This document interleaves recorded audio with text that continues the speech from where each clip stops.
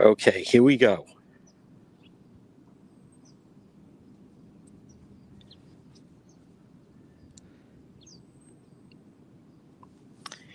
Okay, we are on.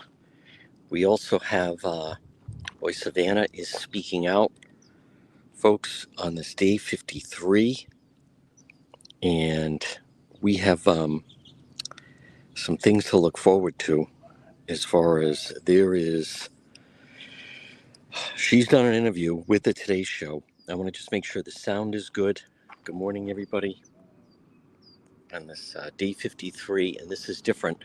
So Savannah, they played a clip of her on the Today Show, and then apparently over the next 2 days, we're actually going to hear this interview that Savannah did with, I believe, with Hoda. So, okay, but the audio is clear. I want to just double check. We got a big truck that is going by at the moment, but Savannah, now they just played a short clip of it, and so they're going to run interview of Savannah Guthrie speaking out with her colleague Hoda, and it's going to air over the next 2 days. So I believe, I'm pretty sure that our audio is fine, but this is different. Okay. You know what's also interesting is if you've been following, I've been saying the one person that we really need to hear from here is in fact Savannah Guthrie. She is the voice, and this is the clip that the Today Show aired. They played it. Everybody is playing it, but this is what they played this morning, and then they're going to show the interview tomorrow. Mm-hmm. Yeah. We are in agony. It is unbearable.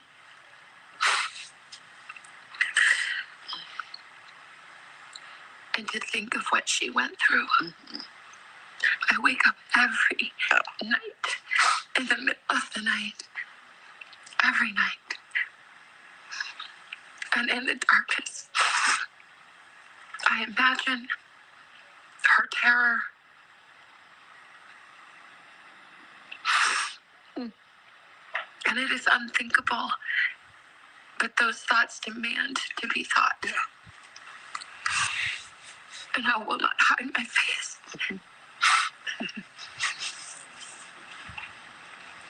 But she needs to come home now. Yes.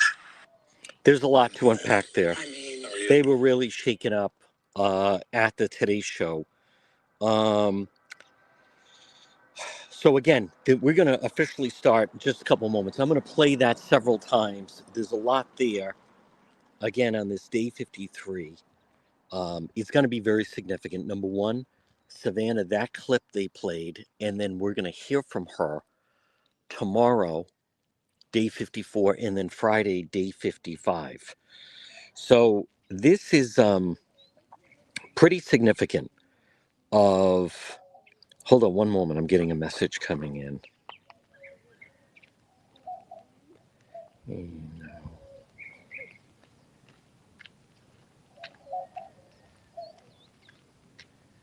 Okay, that's interesting.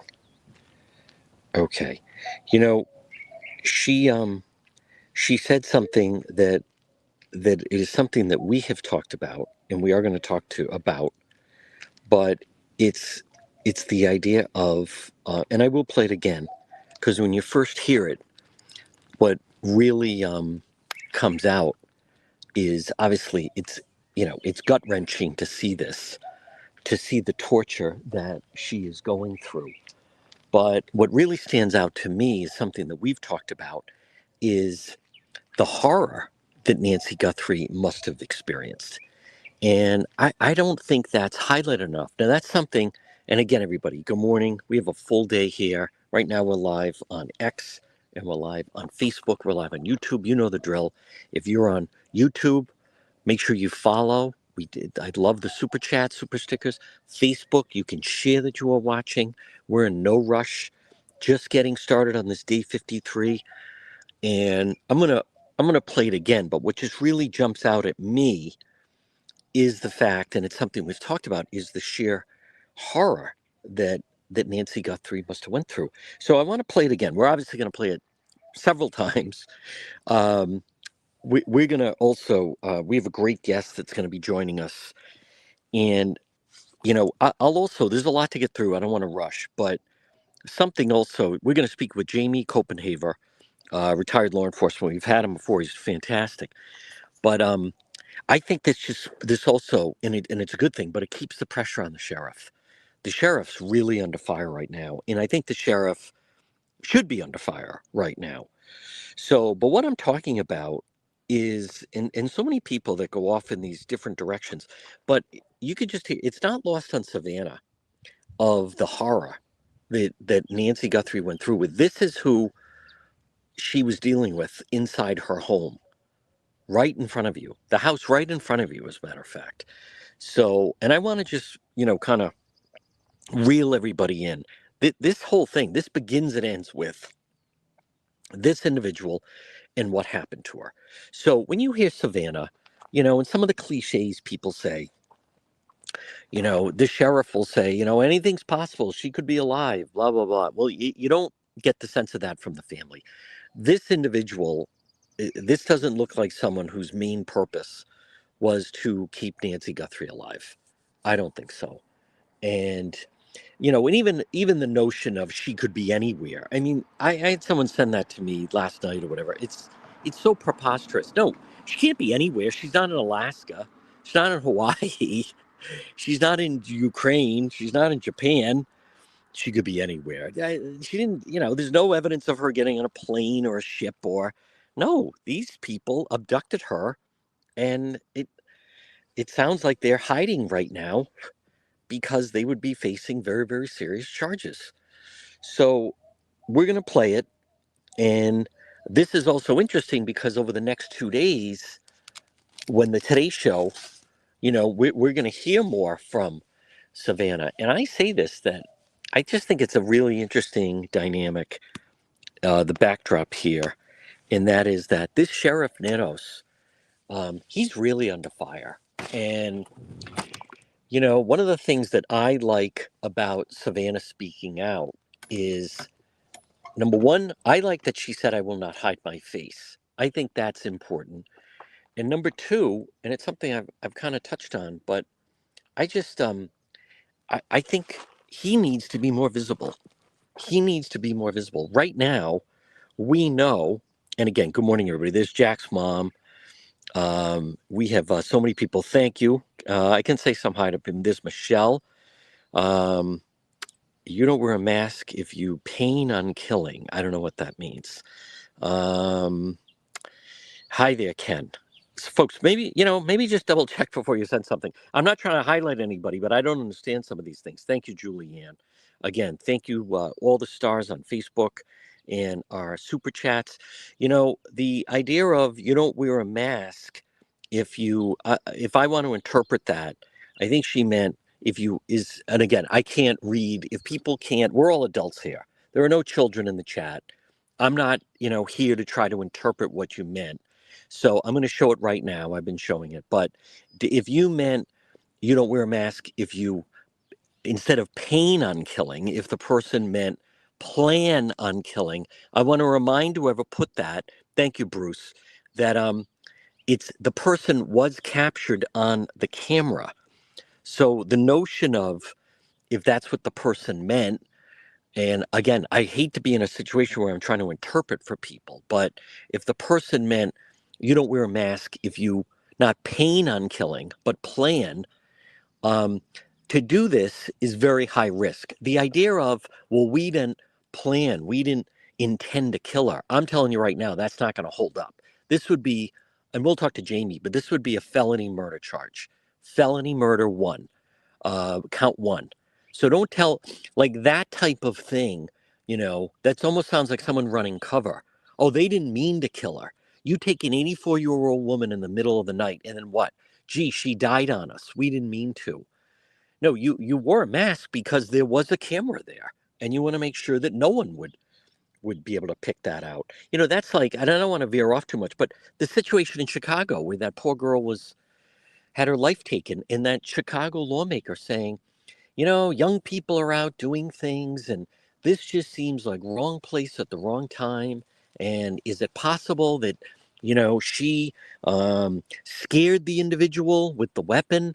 And then that's like, that is so preposterous. Okay, so it's her fault. You have an illegal in Chicago, and this girl's out at night, and he shot and killed her. And you're saying it's her fault because young people are just out doing what young people do, and she was in the wrong place at the wrong time, and she what, frightened him, so he shot her? She wasn't trying to rob him. She wasn't attacking him. That's preposterous. So already, it's day 53, and it starts in the chat that this notion, well, they weren't planning on killing her. Oh, okay, so it's Nancy's fault. Like, think how crazy that is. And again, I want to be very clear. If you're watching right now, and we're on X, and we're on Facebook, and we're on YouTube, are we on mute? I don't know what that means. I don't even know what that means. I believe we have I don't know what that means. Are we on mute? Does that mean, thank you, Linda Martin? Let me just play Savannah again. Sometimes I look at the chat, sometimes I don't look at the chat. I try to sometimes look at the chat. So, see, that's the type of thing where if there is a YouTube mod, get rid of that person. I can't stand people like that. Folks, always assume it's your device. Are we not hearing it? Like, what? No, it's you. Sound is good. Ugh, get rid of that person. These people, no, of course it's not muted. See, we don't, whoever just put that, we don't need them in the chat. We don't need them. If you can't figure out how to operate your device, I don't want you here. By the way, there's other people you can follow. And with some of those people, anything goes. You can put anything. Right? There's some lady, I think that's Luke Daly's mom in the mask. And people, I think that's Savannah, this foolishness. I have no time for that foolishness. There are places that some people will tolerate it. I'm telling you right now, far more than I will. Let's play it again. Here we go. We are in agony. Yeah. We are in agony. It is unbearable.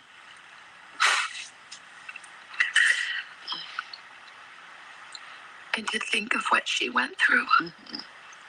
I wake up every night, in the middle of the night, every night. And in the darkness, I imagine her terror.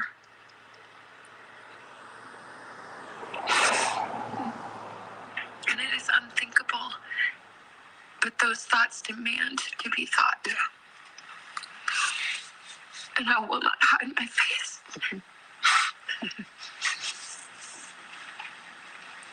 That she needs to come home now. Yes. And I also just I saw in the chat someone, rough day. No, I'm not having a rough day. I'm very clear this is the program that I run is for people that are following the story and educated thinking adults. So what I'm doing, and maybe let me just everyone to see me so you hear it directly from me. No, I'm not having a rough day. Let me explain what this is. I make it I like to make it crystal clear. I set out the rules of who we're looking for and who we're not looking for. So just like the person that just put, oh, having a rough, no, I'm actually not having a rough day. I'm doing this for the crowd, the majority of the crowd. You know, this is not the place to put stupid humor.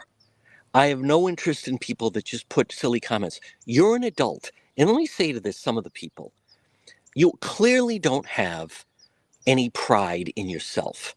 And you clearly have no respect for yourself. At the very least, have respect for your family. And I do. There are so many people on social media, and we do get them like everyone else. I, I don't feel bad for them. I feel bad for their families that have to deal with them most likely just twice a year. They have to try to get through Thanksgiving with them, and then they have to try to get through Christmas or Hanukkah or whatever with them. And that's it. So, but here's the thing, we're not your family. So we don't have to deal with it. We don't have to worry about it. So, but I like to just I like to set the rules and just crystal clear. And I also want to remind people, most people that watch don't put a comment in. If you put a comment in and it's poor grammar, you're the one that's responsible. You're the one that typed it in. If you put in a comment that is foolish, you're the one that typed it in. Like, no, oh, I was just kidding. Like, you're the one doing it. Just be a normal person and watch and, occasionally maybe interact with someone. But if I get always these messages, oh, somebody muted me. Like, it's your own. I know many of these people, they've gone there, and I'm not trying to lecture here because I want to talk about this, but they've gone their entire life and it's always someone else's fault. Their entire existence, anything that's gone wrong is someone else's fault. I'm giving you fair warning. It's not for everybody. It's not. So it's for people that know how to conduct themselves. It's for people that don't put stupid, foolish comments, and people that use proper grammar. So that's the way it is. Okay? That's the way it is. I don't allow all these ridiculous conspiracy theories. And these people that send them to me, like these people that send me videos. What do you make of this? What do I make? I can't believe, like, you should be embarrassed you send it to me. Well, it's interesting. Yeah, yeah. Like, what are you talking about? Foolishness. Here's what I want to focus on. I'm going to play it again. There's a lot there.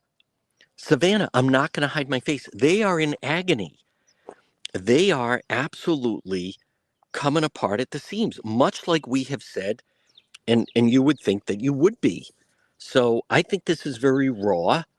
I think this is real. Now, if there's someone saying, I think it's rehearsed, and I think, Bob, I mean, I guess you're entitled to your opinion on that, but that's your opinion. Let me play it again. We are in agony. Yeah. We are in agony. It is unbearable.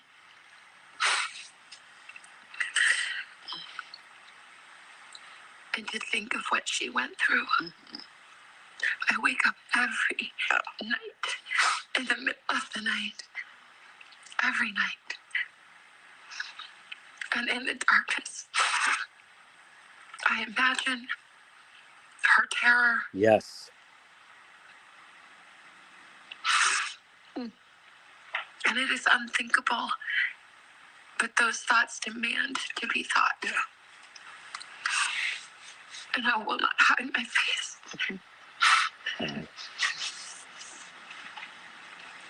That she needs to come home now. Oh. Yes. Now, I want to be very clear. Now, that is, first of all, her and Hoda, her friend, and they're, chatting in that way, both crying, as a matter of fact, as you can imagine. I will not hide my face. I want to, again, we don't know what happened. We don't. And I'm not trying to be a doom and gloom doomsayer here, but my read of, but she needs to come home, I think people need to recognize that it is so sad. What she's referring to is, listen, they want the remains. They want someone to say, here's where she's buried. Now, let's just be very clear. We don't know if she's even buried. We don't know that. When she's saying we need her to come home, she has said, like they said in their statement, proper send off, celebrate this tremendous life that Nancy Guthrie had, right? Raising those 3 children in this home. Her husband passed away. She never remarried. She had a circle of friends who loved her. Her home that she purchased 50 years ago, Nancy Guthrie, suddenly a widow, single mom playing both roles for her children. When they moved here, they were I was told they were like the fifth house in, and this is now the Catalina push, very desirable area, very desirable area, and it is surrounded now by homes that are 1 million plus, and this home is worth over 1 million plus. So I also recognize, so Banfield was just like going last night, and I don't know what to make of that. She's reporting the door that there's blood inside the house. She's the only one reporting that. It's possible, but Ashley Banfield also, there are people that leave doors unlocked around here, and I talk with a lot of the neighbors and so forth, and it is true. And we'll talk to Jamie about that. You get comfortable in your own home, and that perhaps that is something common. Or I also want to mention, they mentioned they saw people out by the pool area on some of the video that the FBI recovered. Well, we don't know. Is it possible that she had a friend that said, "Hey, I know I'm supposed to come by. I have my, grandchild. Could I bring him or her by for a swim?"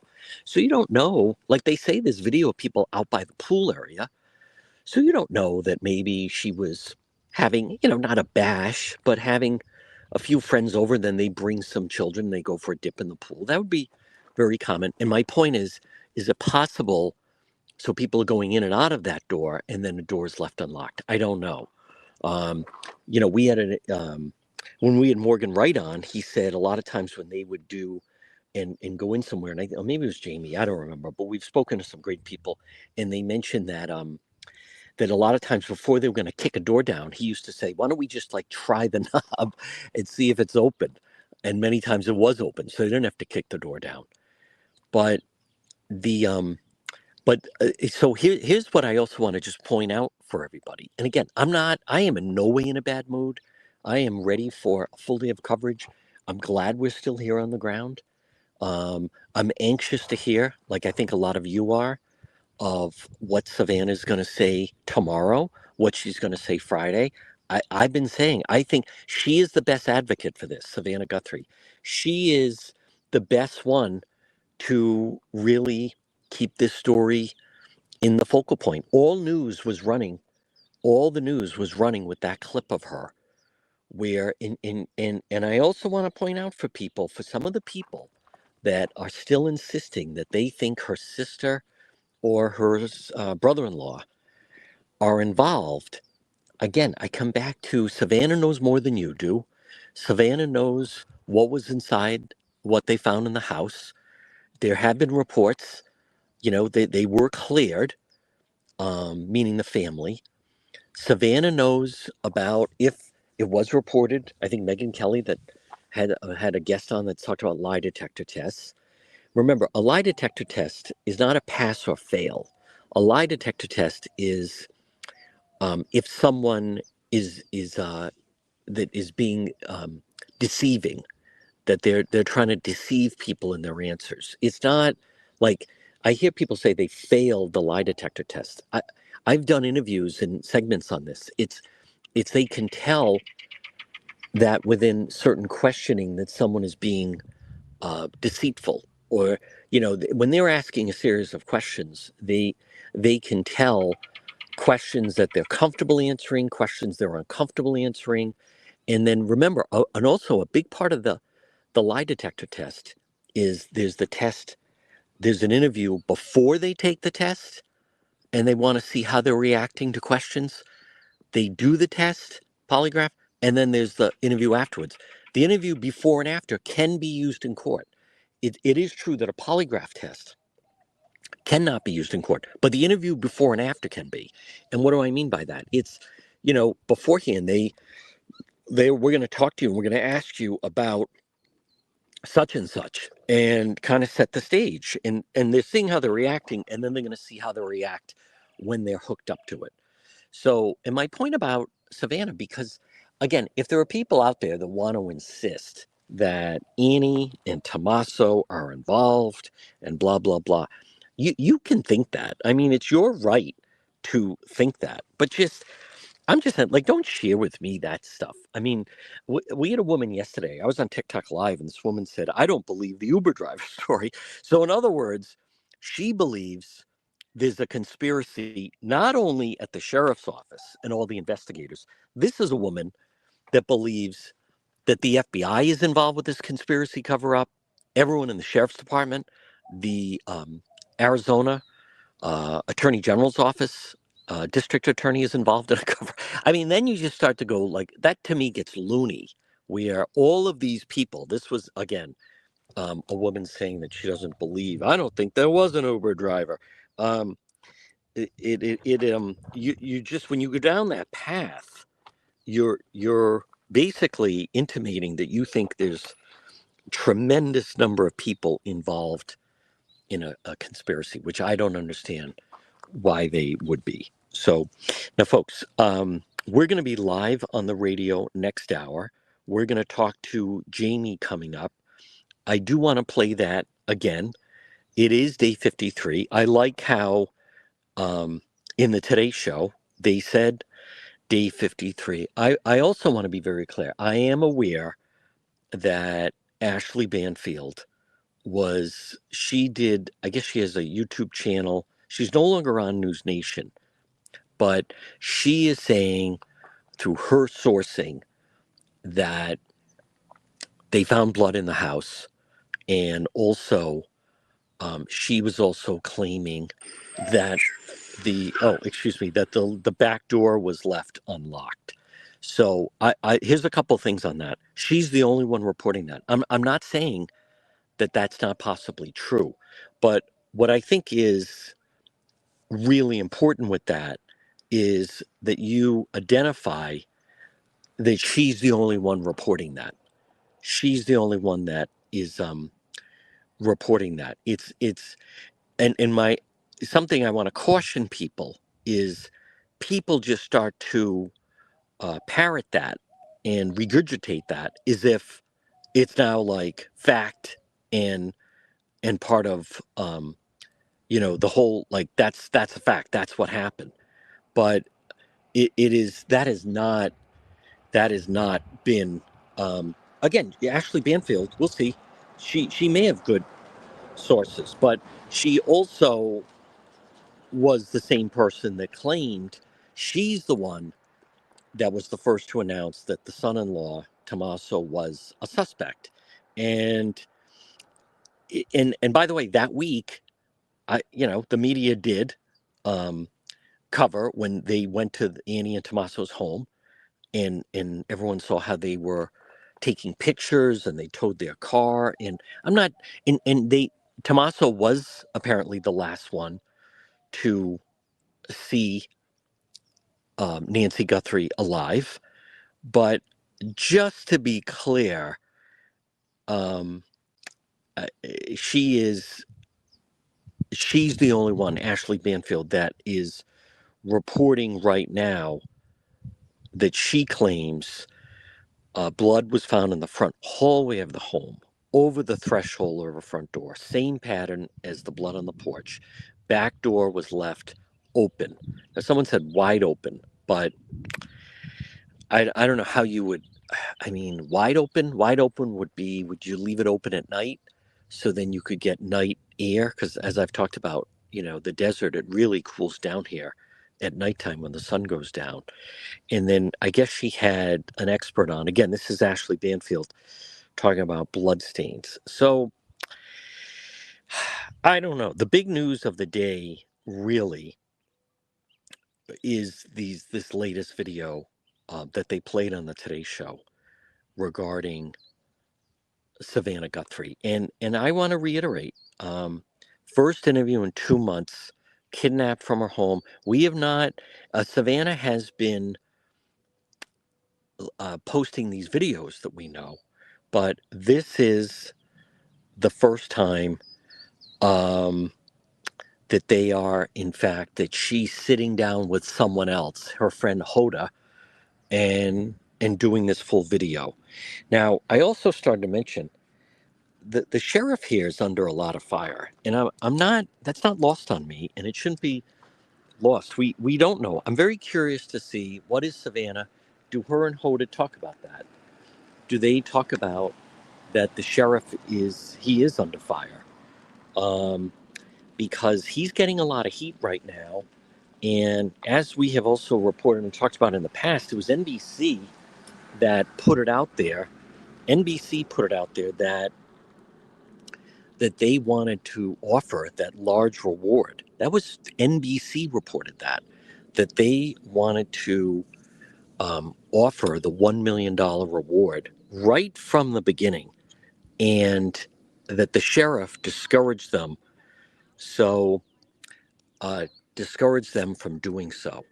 So I don't. I don't know what's going to be said with that. I mean, I think that's kind of interesting if we're going to get a sense of what was said with that.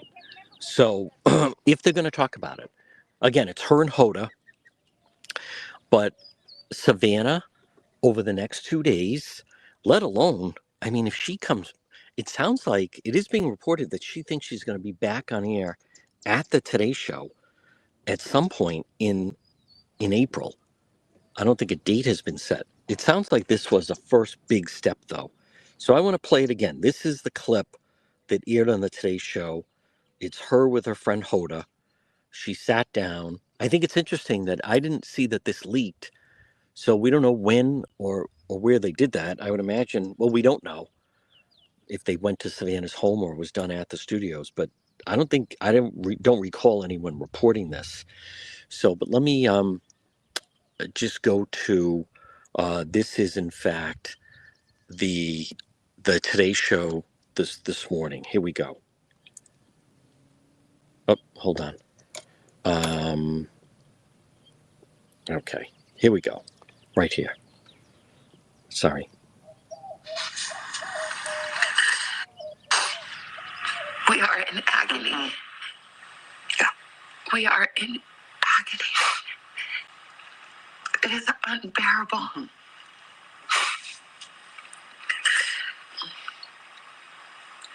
And to think of what she went through. I wake up every night, in the middle of the night, every night.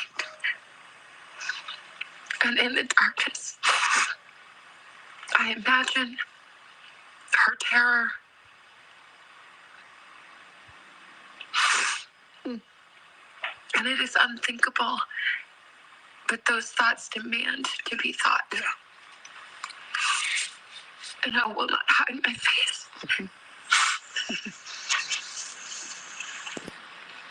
But she needs to come home now. Yes. Oh man. I mean, how are you? I'm okay. I mean, there is a desperation and also a steeliness about Savannah. I mean, she. Hold on, folks. Sorry about that. Oh, Jesus. This person is. We'll see. I'm gonna play it again. We are in agony. Yeah. We are in agony. It is unbearable.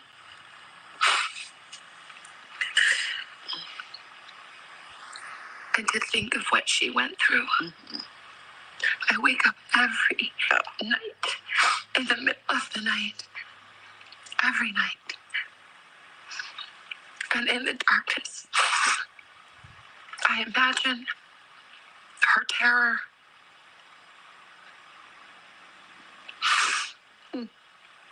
And it is unthinkable, but those thoughts demand to be thought.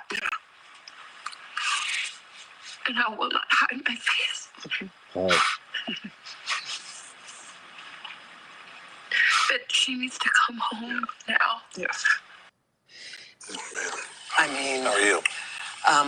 I'm okay. I mean, there is a desperation and also a steeliness about Savannah. I mean, she's hoping that somebody. That element, and I think that's really, really, that is really remarkable that, her and Hoda, and you could see the two of them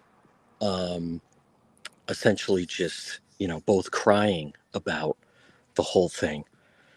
So, and the fact that we're gonna then watch this over the next 2 days. So, listen, folks. There's also we're gonna be live on the radio next hour. There's always gonna be trolls in the chat. There's all kinds of weirdos out there and these other type of thing. But I want people to understand that the nature of that quote of bring her home. Um, I don't. I think people have to know and just have their expectations in order. So exactly, yeah, wide open. I mean, to me, a door wide open is a door that is left and it is wide open. So um, I want to just someone send me something. I want to check that.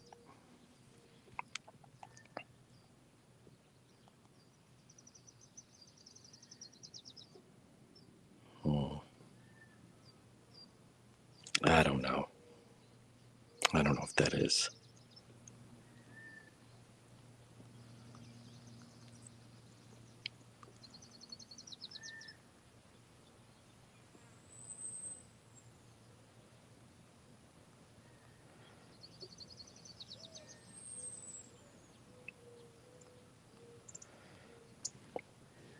Yeah, I don't think so.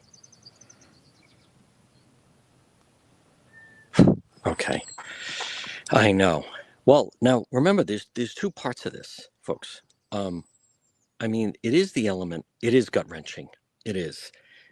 There is the element of yes, but there's a larger element here, and that is the culpability of whoever did take her, and whoever someone needs to be held accountable here, without question. So I know someone sent me a photo of they believe it's like blood stains on a mat in the back. I have a hard we don't know what that is. That could be a shadow. That could just be old.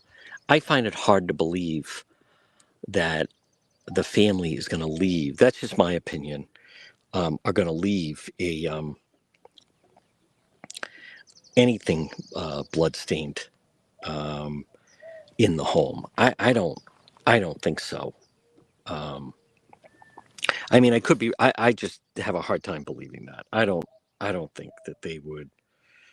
I don't think they would do something like that. So it may show that way, but there's different scenarios where something might look like something, um, and that one. If you're the family, are you going to leave a mat with? Oh, okay, okay. Hold on, let me.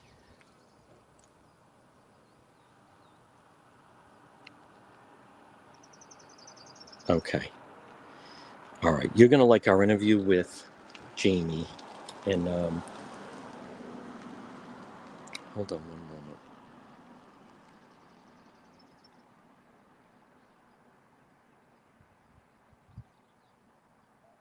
Okay, you know what? Let me just double check. I want to see.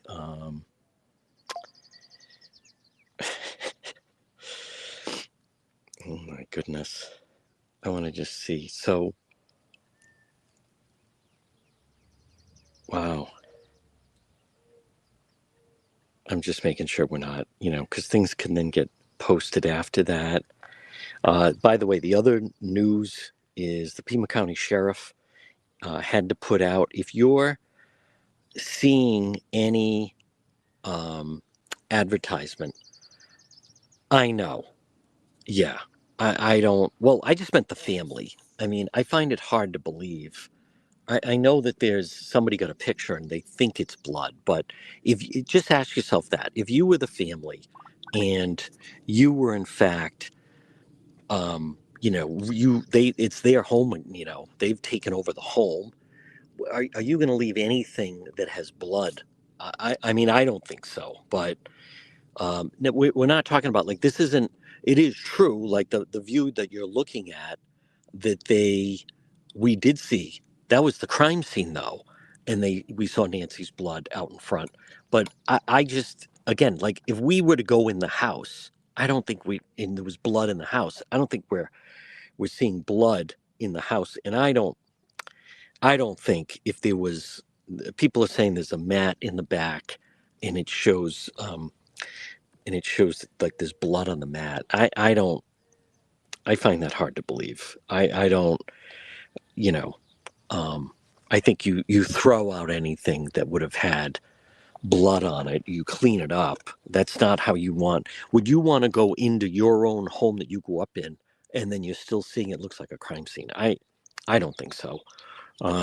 A lot of times people can, people see a lot of different things in images, and I still see people breaking out some of the images of the individual going into the house, and they think they see different things. I just want to remind people, and I realize that some people are at a disadvantage because you've never had the opportunity. I've had the opportunity to not only interact with seasoned law enforcement, and also with FBI. And here's what I think a lot of people don't recognize, and that is when you have 20 years, 25 years, and you've been doing this job, you get a sense. It is true that police can tell when someone is being truthful with them. Police can tell when someone's changing their story. As someone that I've interviewed over 1,000 people, and I can tell when someone might be uncomfortable with something. I can tell when a politician is using what they call talking points. You get a sense of it. I'm not saying every time, but you get a better sense. And much like the police, when they respond to a scene, they've dealt with this type of stuff before. They can tell, they get a sense of whether someone's being forthcoming. You know what else is something? And I was talking about this with a member of law enforcement last night. And again, folks, day 53 here, and we remain on the ground outside of the home of Nancy Guthrie. And I am here this week. I am here all of next week. I am going to see my family at Easter, but I think it's very good for the case that Savannah, this interview is going to run tomorrow, Friday on the Today Show. NBC's going to pump it out, and I think she's going to find that she needs to continue to be the face of this and the voice of it. But what I was going to mention was, and I was talking with a member of law enforcement about this. There was someone I used to work with she was basically a pathological liar, and the way that you could tell that she was a pathological liar was she couldn't answer a direct question. When she would get caught up in something, she would say, "Let me tell my story." So she would rehearse a lie and then try to just tell the lie, but she could never answer questions. So if you tried to stop her and say, "Well, wait a minute, what happened with this?" She only would just go back into repeating it. So, in someone who has a lot of experience with this, and I am so thrilled we're going to talk to him again. I was on with him on TikTok after we had him on, Jamie Copenhaver, and he's good enough on this day 53 to once again join us. And he is so knowledgeable, and I do have some questions that I want to ask him. Jamie, first of all, thank you for once again taking the time to talk to us. Out of the box, I'd love to just hear your raw emotion thought at what we're watching with Savannah and these clips of her. The interview is going to be tomorrow and Friday on the Today Show, but just those first clips that we've just seen. I mean, gut wrenching, John. Pleading for anyone that has any information to come forth and please provide something. Um, I think their biggest fear, John, is the case going cold and not getting enough fresh leads. But just a compelling video. I cannot wait to see what's going to be yielded tomorrow night, because I think it'll be more information that Savannah will come out with rather than this short clip that we saw. Jamie, what are some of the things that you would be curious? You're following the case as close of anyone, but you also have a unique vantage point because of your experience in law enforcement, because of your experience working with the FBI. What are some of the things that you would be curious to hear from Savannah Guthrie? We're going back, John. Let's take back to those images of the creepy video guy on the porch of Nancy Guthrie. It was, Yep. speculated that he had separate, different shoes on. One image showed him without the backpack. So, she came out and once again confirmed that we're looking at Jan 11th as a particular date of interest. So I would be curious to see if she shares any insight as to why that date is all of a sudden very important to us. We know that FBI had been out combing that area and asking for video footage, but let's see if we get more from Savannah that she may expound on that Jan 11th date, because I think that's very crucial in the investigation. And Jamie, I want to walk back through, the sheriff, it kind of kicked off Saturday night. There's a local station that Savannah used to work at, and they did, a big segment. The Guthrie family submitted a statement to them, and the sheriff then, because, it's a old station and because they're doing the special, he agreed to do a sit down. In that interview, he talks about that night, the night of, it was Sunday, February 1st.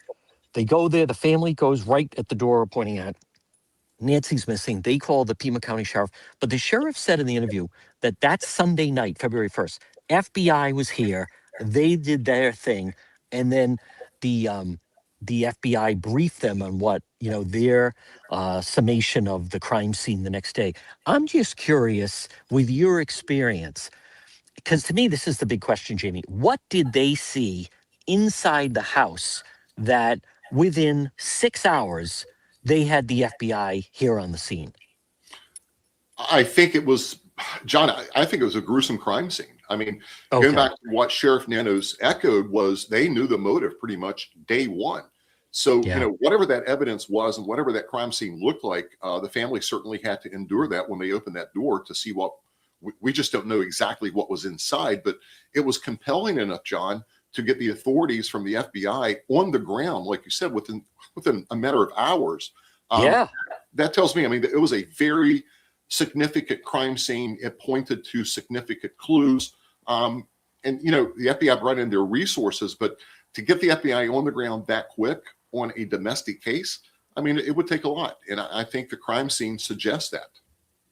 Because that's in your experience, because I've been talking to different police I know, and here's what they've told me, that sometimes when they've determined that this was an arson case of something they were investigating, and then they realize, okay, FBI has more experience with that, federal law is stricter with arson, then they bring the FBI on. I spoke to another law enforcement that said, well, after a couple of days, when we realized this seemed as though there was someone taken across state lines, that's when then we brought in the FBI. But I'm just curious, and not to put you on the spot, did you ever work a case that within hours FBI was on the ground? Other than a bank robbery, of course, FBI has jurisdictions all over, over all bank robberies, John. No, I haven't.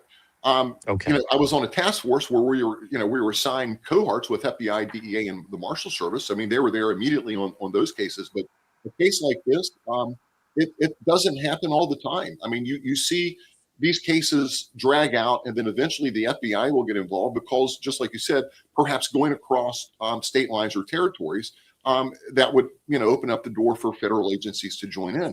But to have the FBI join in this quickly, telegraphs potentially out of state, across state lines. John and I hate to say it, are we going to go back to Mexico? Are we going to start looking at Mexico? Were they leads that would believe that, hey, the FBI has liaisons throughout the country that would suggest maybe Mexico is involved in this? We just don't know. Because I spoke with a member of the department off record, but he said he couldn't recall a time, and he's been around for a while, but he couldn't recall a time they had the FBI here at that time. He was telling me he remembers the situation. They were investigating some financial situation. They realized that according to this individual with Pima County Sheriff's Department, that they're really apparently good. FBI, they're good at a lot of the financial stuff, and they're better equipped to handle that. But he said this was after like several days and before they brought them in. So they also felt, the person I talked to said he could not recall a situation where they had FBI on the ground within hours. Now, Jamie, here's the thing. This whole business of January 11th, here's where this, the sheriff did the interview Saturday night with the local NBC affiliate. And then at the conclusion of their segment, the Guthrie family, they mentioned, have you have any footage of January 11th? So the on Monday, the Today Show NBC, who does have access to the sheriff, said they clarified with him, and he's saying that the front door image that we're looking at right now, that they think Google initially told them that those were two different dates, and one of them they believed was January 11th. Then they said Google came back and said we can't be certain it was January 11th. But then since then, the sheriff is now saying he thinks that something happened on January 11th, but admits with the Nest Cam, you can't really be positive something happened on January 11th. My question for you is thoughts on that, but also, what does this tell us if someone was actually here in that getup, the mask, the whole thing? If they really were, now we don't, in one of the photos, we don't see him with the backpack or the weapon, but what does that tell us if they were here literally 3 weeks before the abduction and scouting out the scene? I mean, the big question that I had when I started putting this together and hearing this is, number one, was she going to be abducted on the night of the 11th when we saw that image of the creepy Right. porch guy on the video without the gun, holster, and backpack? You know, did he chicken out? Did he have second thoughts? Or, like you said, was he there to case that residence or case that house, get a feel for what it looks like at night to prepare 2 or 3 weeks later to come back in the wee hours of the morning to take Nancy Guthrie? So that's a big question. John, Nancy Grace interviewed one of the neighbors that Yes. he's indicating his dog woke them up. And he said it was very unlike the dog to get up in the middle of the night to start barking and raise so much cane that it woke the people up in the house. So, that was on Jan 11th. So if you put all the dots together, certainly that Jan 11th rings true, especially with the neighbor corroborating that night of the dog waking them up in the middle of the night. So, it certainly sounds like either A, they were doing definitely pre-surveillance and getting a lay of the land, because John, it's pitch dark out there. So you would kind of want to go out and do a test drive, if you will, before the actual kidnapping. So I would really suspect that probably was what was taking place on January the 11th. What does that tell us about these suspects if they were going through that type of trouble to literally be scouting out the house weeks ahead of time? Well, I mean, were people out walking dogs? I mean, people are restless, John. They get up at 1 and 2 and take the dog for a walk. Yep. People are working. People are watching TV, and they get bored. They may step outside. So that bad guy, or the bad guys in this case, perhaps wanted to go and get a feel for the area and the community, to see if there were any foot traffic at that hour, and especially any vehicles passing by. Because, John, you're going to be detected if you have a getaway car parked near that Guthrie home and you're walking in on foot. There's a chance that someone could drive up and connect you, right? So you want to kind of do a pre-surveillance to see what your target looks like. The curious part would be is, if we can pin that time down on Jan 11th, does it coincide with the 2 or 2:30 hour when she was taken? That would be the interesting part. We just don't know the answer to that.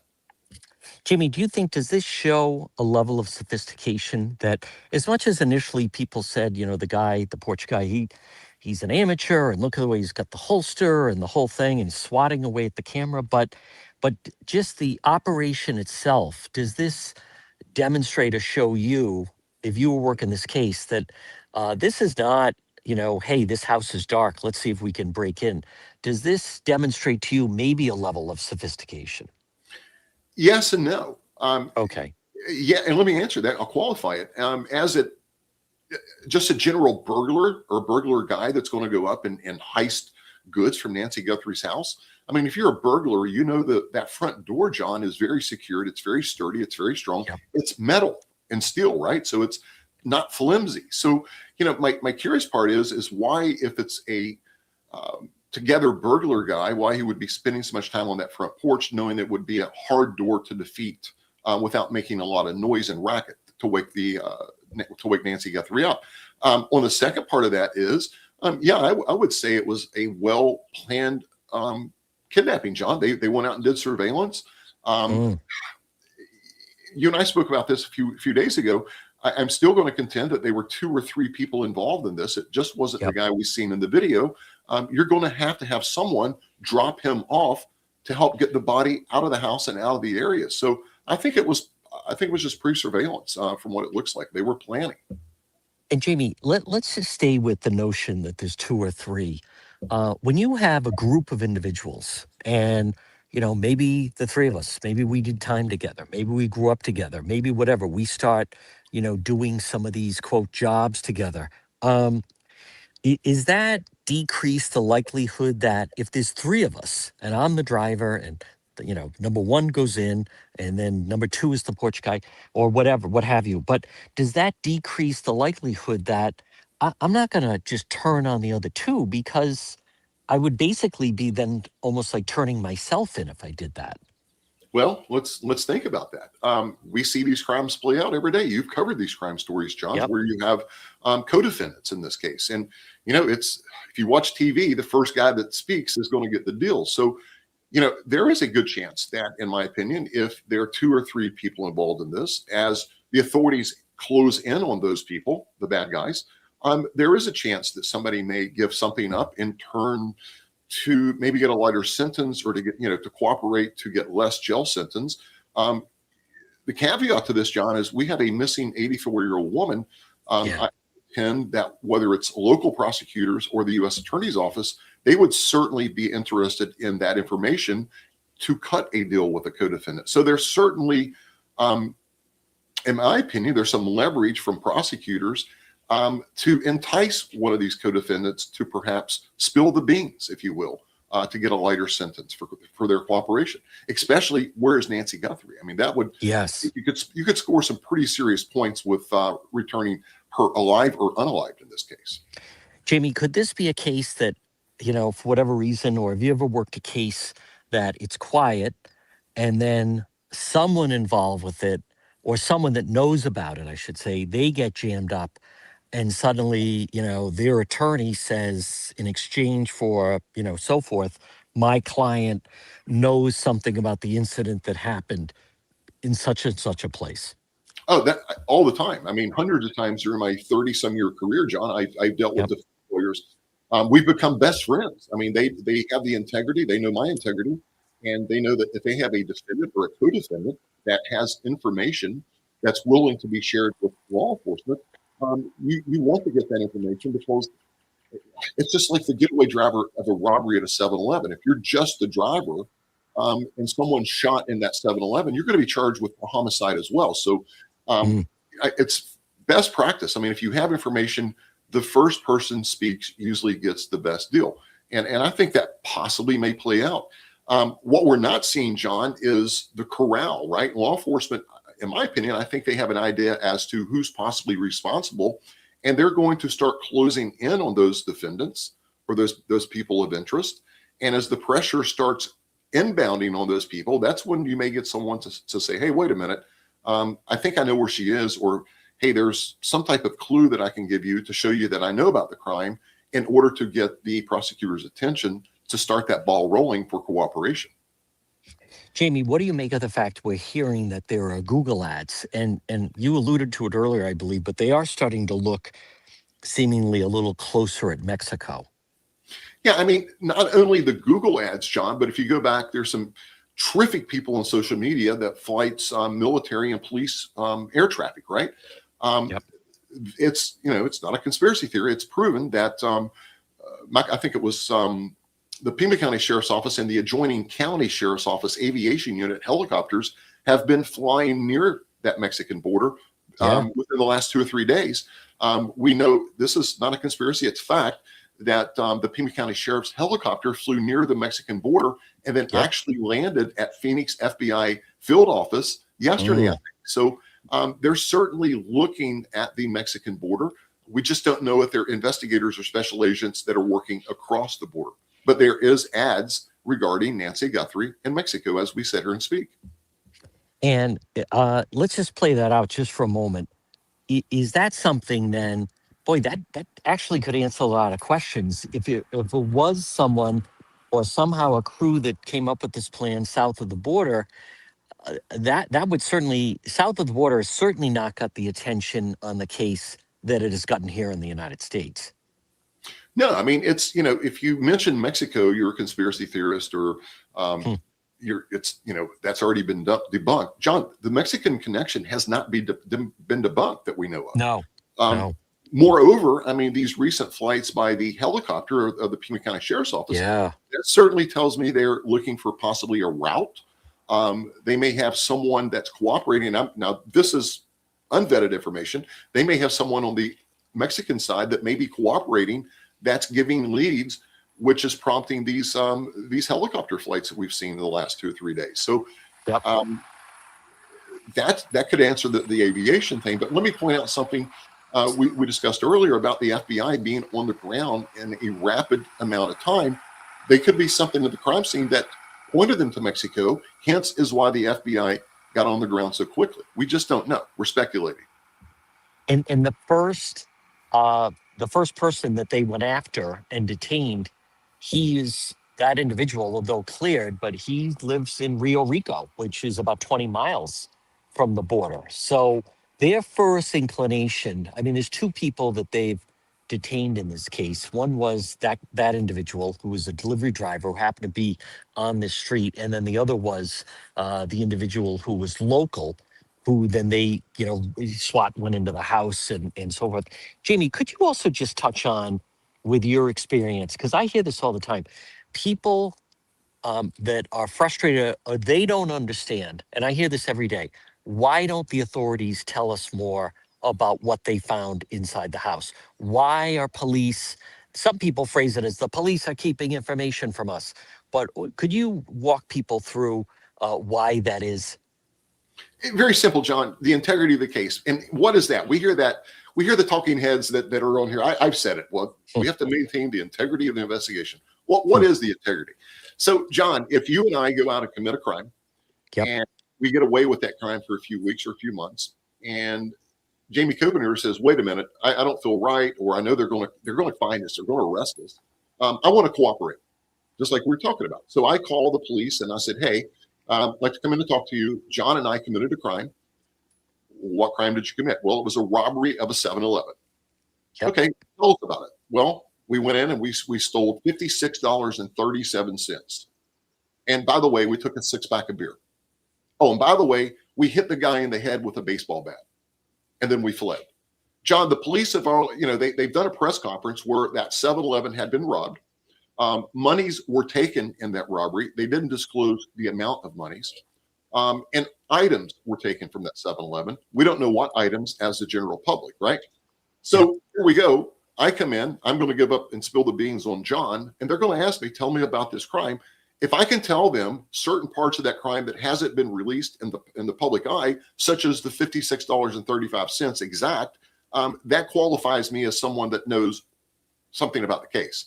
If you say, "Hey, we also stole a 6-pack of beer," that hadn't been reported, John, that's a pretty good clue that I was there. So it's really to help vet people out. And John, there's some wacky people, you've seen it, that crimes that had nothing to do with it, right? Yep. You want to maintain that information that only you and the perpetrator would know, to vet out people that come forward, to solidify that cooperation or that statement, especially if it's a co-defendant situation. There seems to be, and again, folks, we're speaking with Jamie Copenhaver, and in just a moment, before we let him go, although I'd love talking to him, I do want Jamie to be able to promote and mention how people can follow him. But Jamie, there seems to be a growing feeling. Initially, it was being reported that they thought it was a robbery gone bad, but more and more, I'm hearing more from people that seem to think that this was some kind of a kidnapping, abduction that went wrong. And it's possible that Nancy did not survive. So whoever was involved, they, kind of cut their losses, so to speak. But the initial intent was that they had it in their mind that they would be able to kidnap and abduct, potentially for ransom. What are your thoughts on that? I mean, let's go back to the first ransom letter that TMZ received. I discount that ransom letter. We can discount the second one because there was someone arrested for a fake letter, right? But there's Yes. letters out there that still are in play, John, that I Mm. can't debunk. And let me qualify as to why I can't debunk them. We've not heard a lot about tracking any addresses belonging to the author of those ransom letters. The FBI are pretty good. The NSA is excellent as to tracking IP addresses and the origin of emails, right? So I still say those letters are still in play. I can't discount them as bunk or fake letters because, like I said, we haven't heard anyone being arrested for sending fake letters. So they have to be some validity to those two letters. I think if it was a fake ransom letter, it would have been traced and tracked back to the author. And I think we would have seen arrest in both of those letters, like we saw the second letter. We haven't seen that, John. So I have to put a little bit of faith into both of those letters. And the complexity of hiding or masking any addresses that would tie it back to the author. So I think there's some validity into both of those ransom letters. As to a kidnapping going wrong, yeah, I mean, if it's a true kidnapping, John, what are you looking for? You're looking for a prize, a bounty, a ransom. So, you certainly don't want to unalive your victim because you probably won't get paid. So, it could be something as simple as poor Nancy Guthrie may have had a heart attack and expired because of the heart attack. Hence, they dumped her body and they haven't followed up on any of the ransom demands. That certainly would ring true because of the lack of information or the lack of contact between the kidnappers and the Guthries. Is it possible that when the police arrived here, or even the family arrived here on that Sunday, Jamie, is it possible that there was some kind of communication from whoever abducted her, saying something, "We'll be in touch," or "Do this or that"? And is it possible? Would the police let us know if that was there? Is it possible that was there? Could that explain why Pima County Sheriff had the FBI involved so quickly? I think you hit a home run with that one. Yeah, You and I spoke about it a few days ago that the sheriff came out and said they pretty much knew the motive, John, on day one. that's right. So there was something in that house or that crime scene that led investigators to believe, okay, this is exactly why she's gone. It could be something handwritten. It could have been something simply written on the wall with paint or whatever other substance Yeah. is concerned, right? So, I mean, whatever that evidence is or was in that crime scene, it was overwhelming enough for Nanos to come out and said, hey, we pretty much knew why she was taken day one, hence the call to the federal authorities to get their cooperation and resources. And John, I don't want to forget about the Mexico connection. If in Right. fact there's something in that house that would lead them to believe that another country or players or actors from Mexico was involved, you would certainly want FBI on the ground immediately to help dispatch resources across the border. But, Mm. the caveat to that, we haven't heard a lot about the Mexico side of this. We haven't seen anything publicly of special agents being in Mexico. So it's to be announced, but I don't think we can discount that until we can discount that. I am going to Mexico on over the weekend. Is there anything? Maybe I'll text with you before that. But what should I be looking for? What would you be interested? Like, give me a mission. What should I be looking for when I'm in Mexico? I would want to get with the locals and Okay. find out, hey, have they been any chatter about going across the border to kidnap a white woman, an old white woman? People in Mexico do talk. I mean, the laws are pretty strict down there, but they're pretty liberal in terms of communication. People know what's happening. But more importantly, John, how many areas can you go across from the U.S. to the Mexican border without being detected? Right? Right. You can get out of the country. Getting it back into the country is a little bit difficult. So I would want to find out what those points of entry into Mexico is the normal course of traveling. But John, if I were you, I would go back and study the flights of the Pima County Sheriff's helicopter and try Yes. to stay on that route and go directly across the border from wherever that helicopter short of crossing the Mexican border. Because John, they were right on the border. They were. And again, I just want to remind people, speak with Jamie Copenhaver. Jamie, there was someone that I talked to just a couple of weeks ago who claimed that, and I have no reason not to believe this, but that said that there are some workers that they live in Mexico, but each week or each day, what have you, whatever, but they they're permitted to come work in the United States, or they do something in the United States.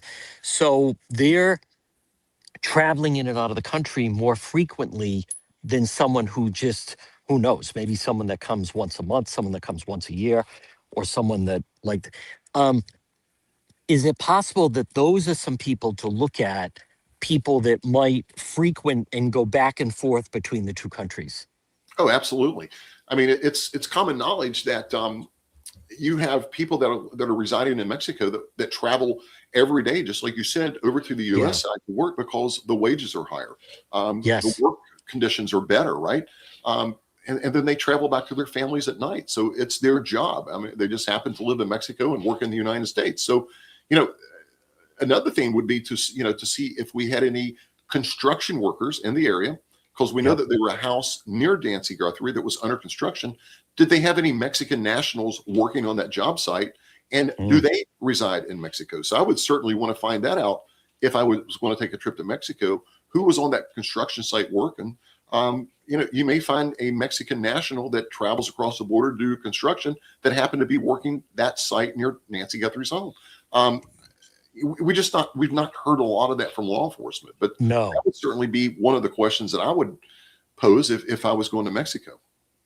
Yeah, I spent some time in Israel, and Israel, they have both the West Bank and, well, before all the trouble they've had, but they used to have Palestinians that lived in both the West Bank and Gaza. But each day they would enter through a checkpoint.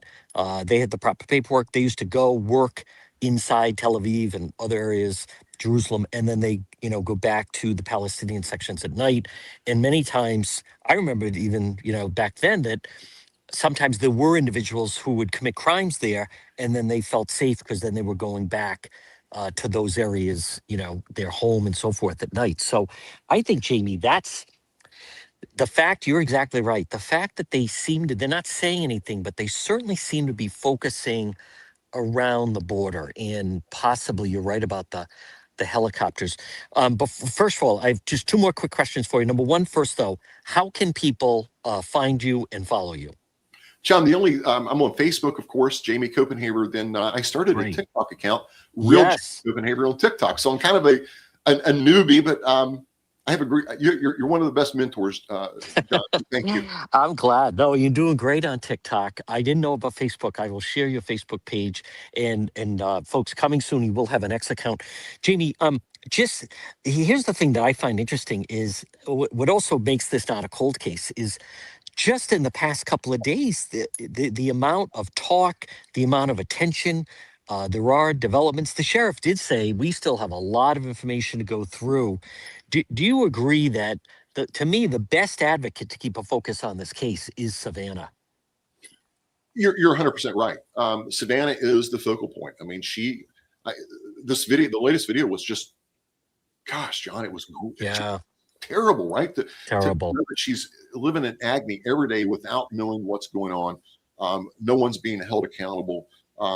So, I mean, to watch her and just her body language just tells me she's grief stricken, rightly so. Yeah. Um, John, before we go, can I point out one Go other ahead.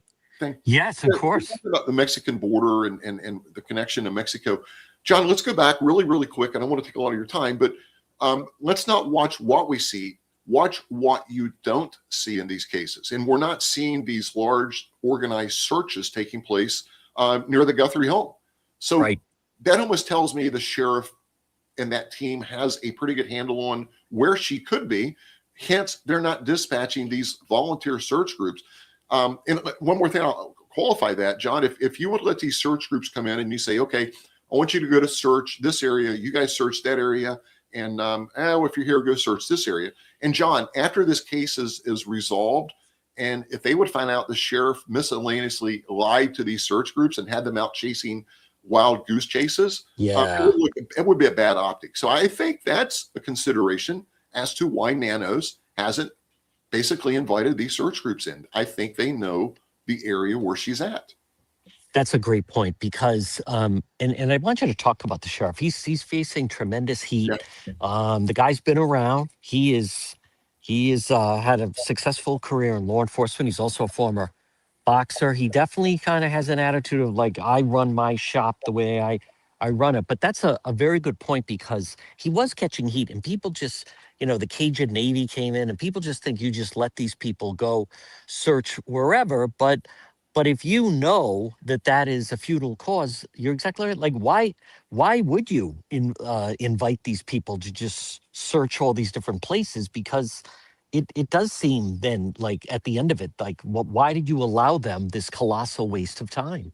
Yeah, just not the time, John, the resources, the money. Yes. It Yeah. takes money to I've been on those search teams. I was with Tim Miller on multiple search. It's a lot of money being Yeah. utilized during these searches. And one additional thing, if in fact there is a Mexican connection, um, you're not going to send volunteer search groups across the border to search in Mexico. No. So, No. I would just ask, I get aggravated, John, with the sheriff. Maybe you do, but I certainly get aggravated because we want to know more than what we're being told. But let me tell you something. Nano's doubled and tripled down. Just recently, he's trying to be recalled. Now we have the Yep. county commission after him, right? We had a very bad vote of no confidence with his own agency. But John, Yeah.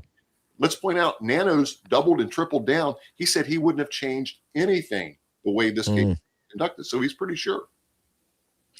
Just one more thing, Jamie, about what does it strike you? You're exactly right. He gave that interview with Today's Show saying they developed a working theory on day one, and now all these days later, they still believe that that's it.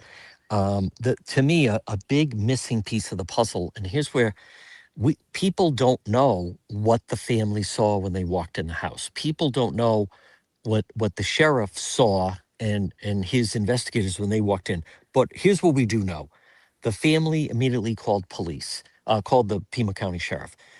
Savannah, when reached, immediately began packing, and then even contacted Senator Mark Kelly.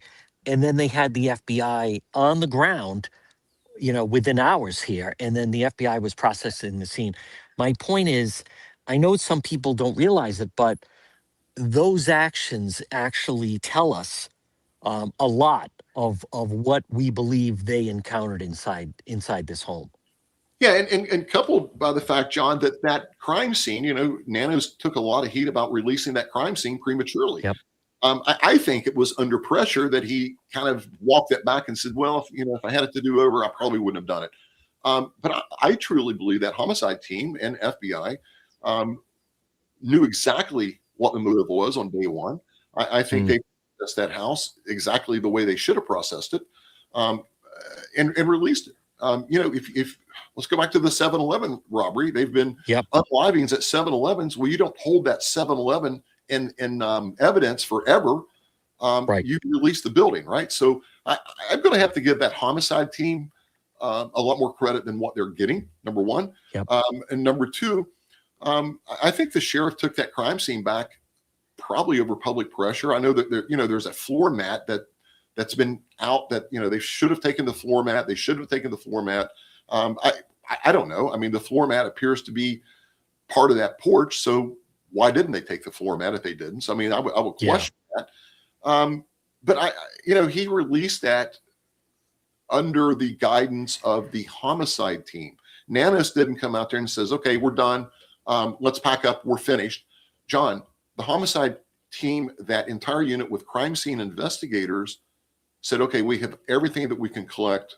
Let's release it back to the family. I don't think it's Right. uncommon. You know what else, Jamie? As you say that, if they came into this house that afternoon, first of all, the family, we don't know what Annie and Tommaso must have seen, but if they, as you say, and I think you're right, that they knew right from day one they had an abduction, possible, seemingly a kidnapping, but that would also explain why they took so seriously those ransom notes to TMZ. Because if on day one you feel, hey, listen, this was an abduction and it seems like it's a kidnapping, that is something what, like, to me, it all makes sense. That's why I was here when the FBI elite negotiating team came in, and that to me would explain why they were taking those emails to TMZ and a local station so seriously. Yeah, and it's those letters still have not been debunked. I mean, no one has come out and said, well, they were fake. So, I mean, that's exactly one of the reasons FBI was on the ground so quickly of that ransom letter and the kidnapping. So you certainly want more resources. And, the $100,000 question, John, we don't know the answer. Maybe one day we'll learn what was left in that house that would lead investigators to come to a conclusion that they knew the motive day one. So, I mean, it was overwhelming, whatever it was. It certainly pointed, in my opinion, to a direction. And like I said, be patient, but don't buy into everything you're seeing and hearing. Look at what you're not seeing, because those are the clues to follow. What you're not seeing are the clues in this case. You're exactly right. Folks, this is why we talk to him. The guy is amazing. Jamie Copenhaver. Jamie, excellent job as always. I have a feeling I'm going to talk to you later on. But no, excellent job. And we will talk to you again. John, I still say you need an Emmy for your coverage out there. Thank you. I appreciate that. Thank you, Jamie. Folks, Jamie Copenhaver right here on the John DePietro Show. Now, I do want to mention right now we are live on the radio at AM 1380, 99.9 FM.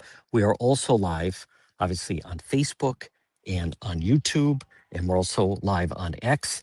This portion of the program is brought to you by Propane Plus. Remember, you can depend on Propane Plus. Give them a call today. Now, they're always online at propaneplus.com. It's Propane Plus. Give them a call. Massachusetts and Rhode Island, it's Propane Plus. Folks, they are just terrific. The Johnson family, what a great job they do. You can depend on Propane Plus, and especially right now with the high price of both heating oil and gas, I don't have to tell you.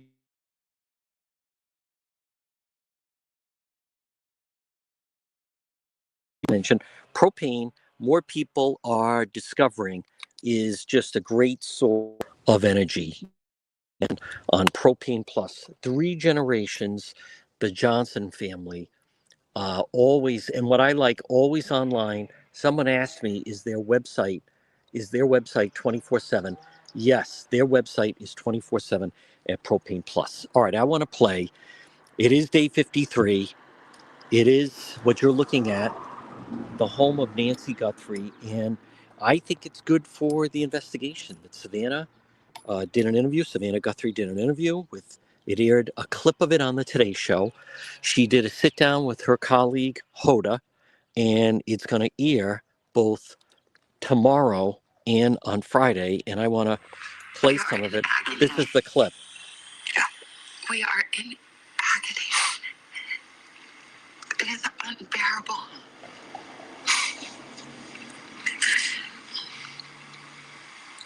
And to think of what she went through. I wake up every night, in the middle of the night, every night. And in the darkness, I imagine her terror. And it is unthinkable, but those thoughts demand to be thought. And I will not hide my face.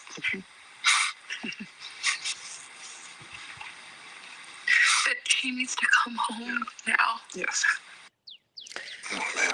I mean, How are you? I will not hide my I'm okay. face. I mean, there is a desperation and also a steeliness about Savannah. I mean, she's hoping that somebody, whoever this person is, will see. We are in agony. Agony. Yeah. We are in agony. It is unbearable.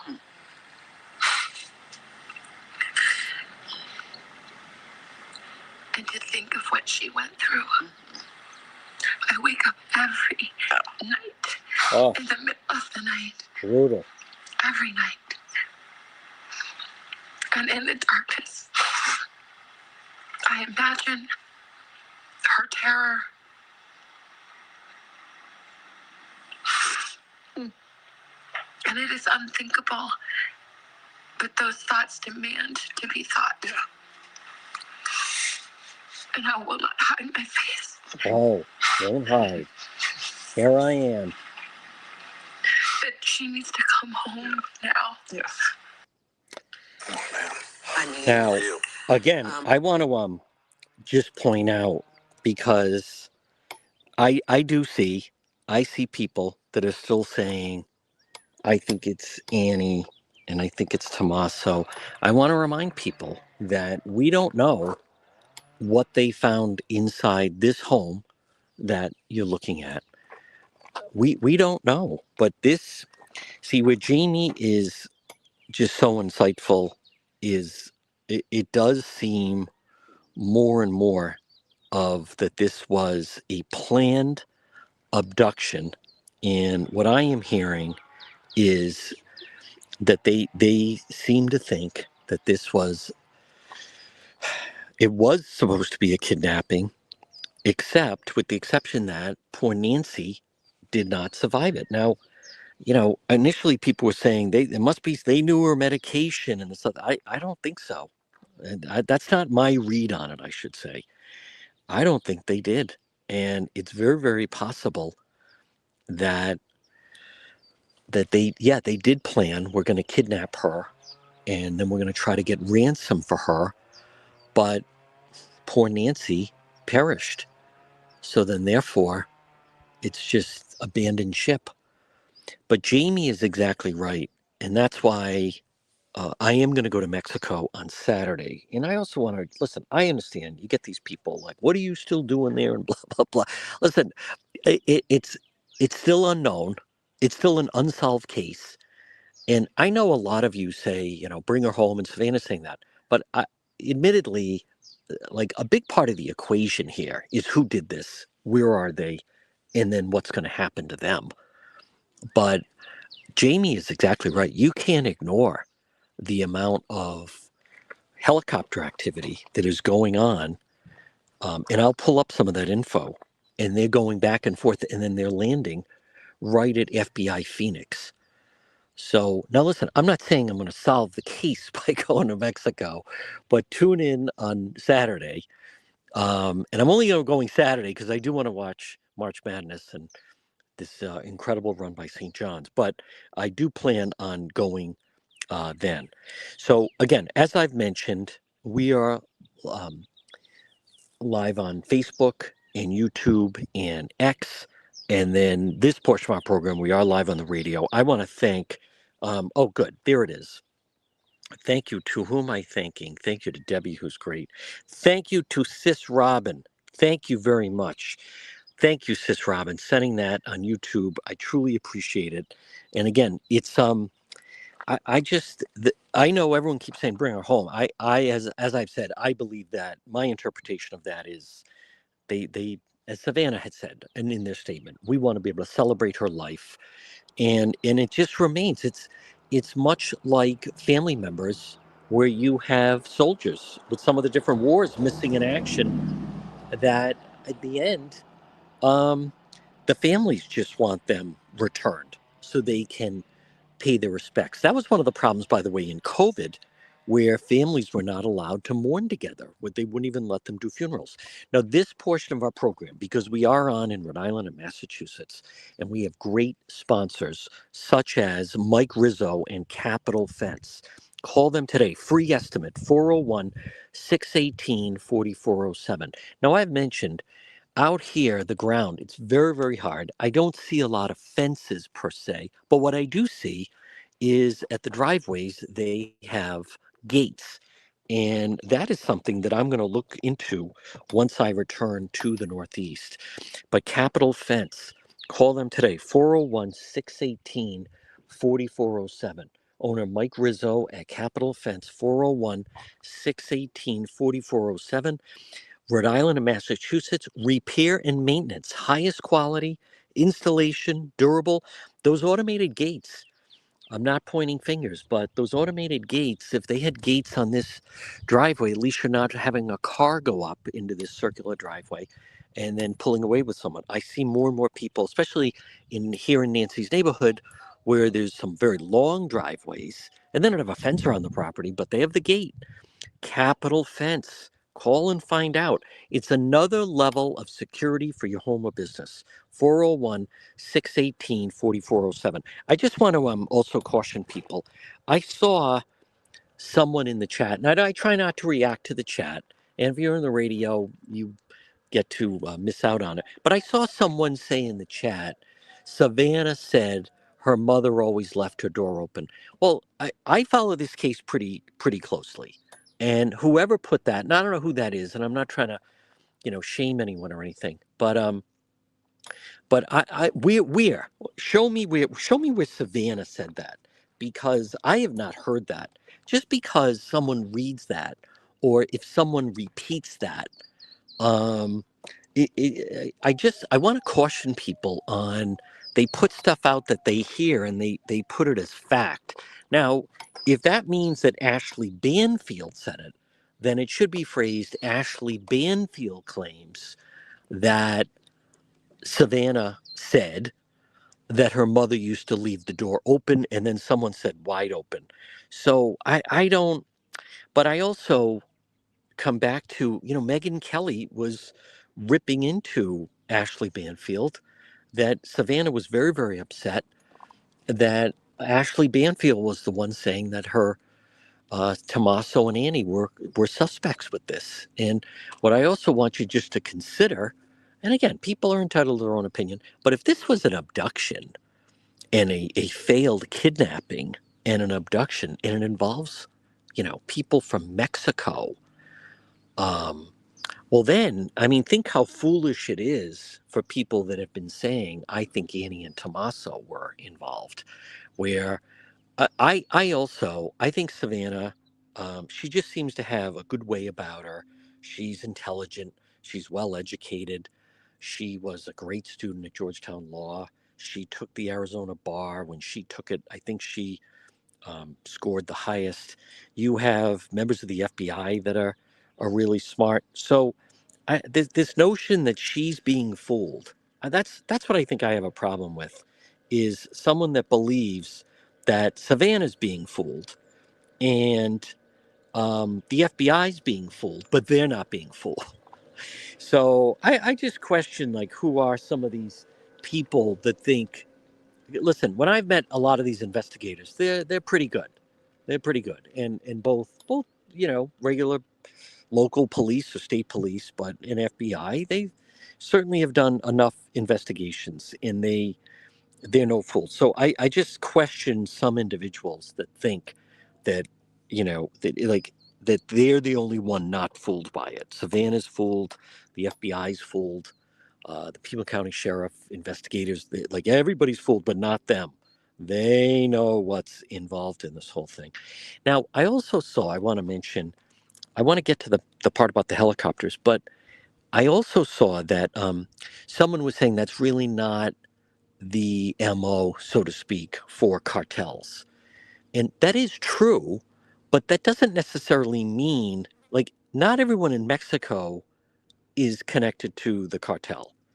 And at the same token, not only are they not, is everyone not connected to the cartel, but who's to say that it's not just some young guys that live in Mexico, and maybe they are allowed to come and work in the United States, and that they devised this scheme, that somehow they thought, like, this is how we're going to get money. We're going to get money from this, that we're going to be able to kidnap this lady, and we work near her, or someone does, and that they developed this scheme. It doesn't mean, what I mean by that is, okay, I agree with you. It doesn't seem like it might be the MO, so to speak, of the cartel, but that doesn't mean that it's someone else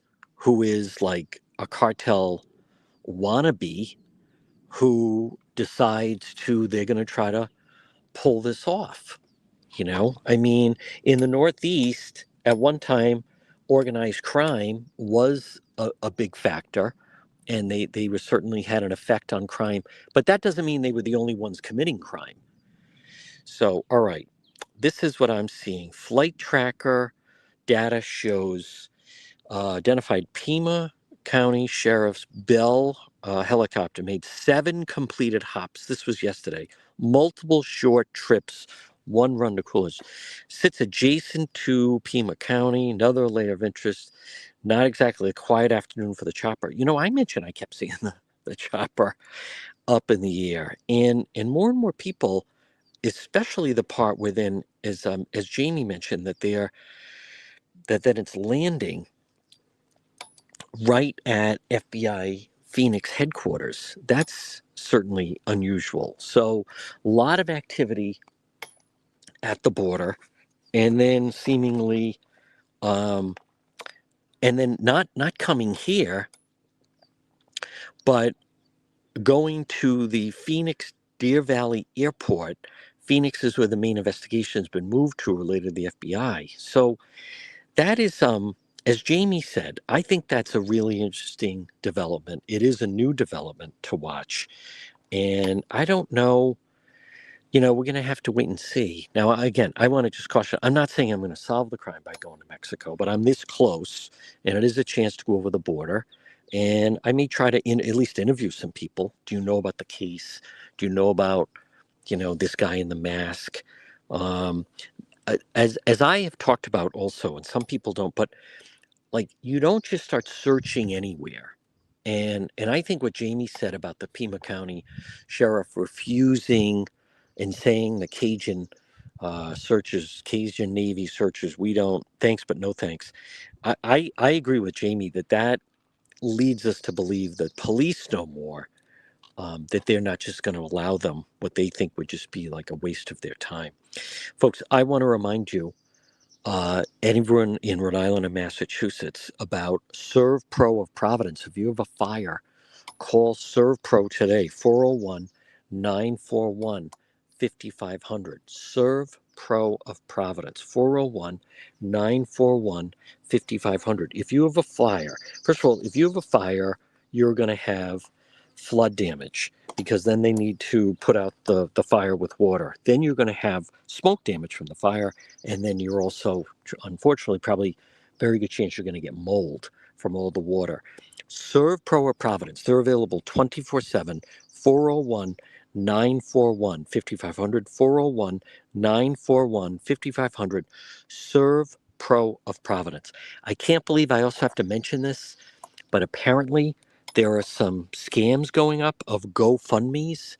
The Pima County Sheriff's warned about GoFundMes, where people are seeing a GoFundMe saying that they want money to be able to put up billboards.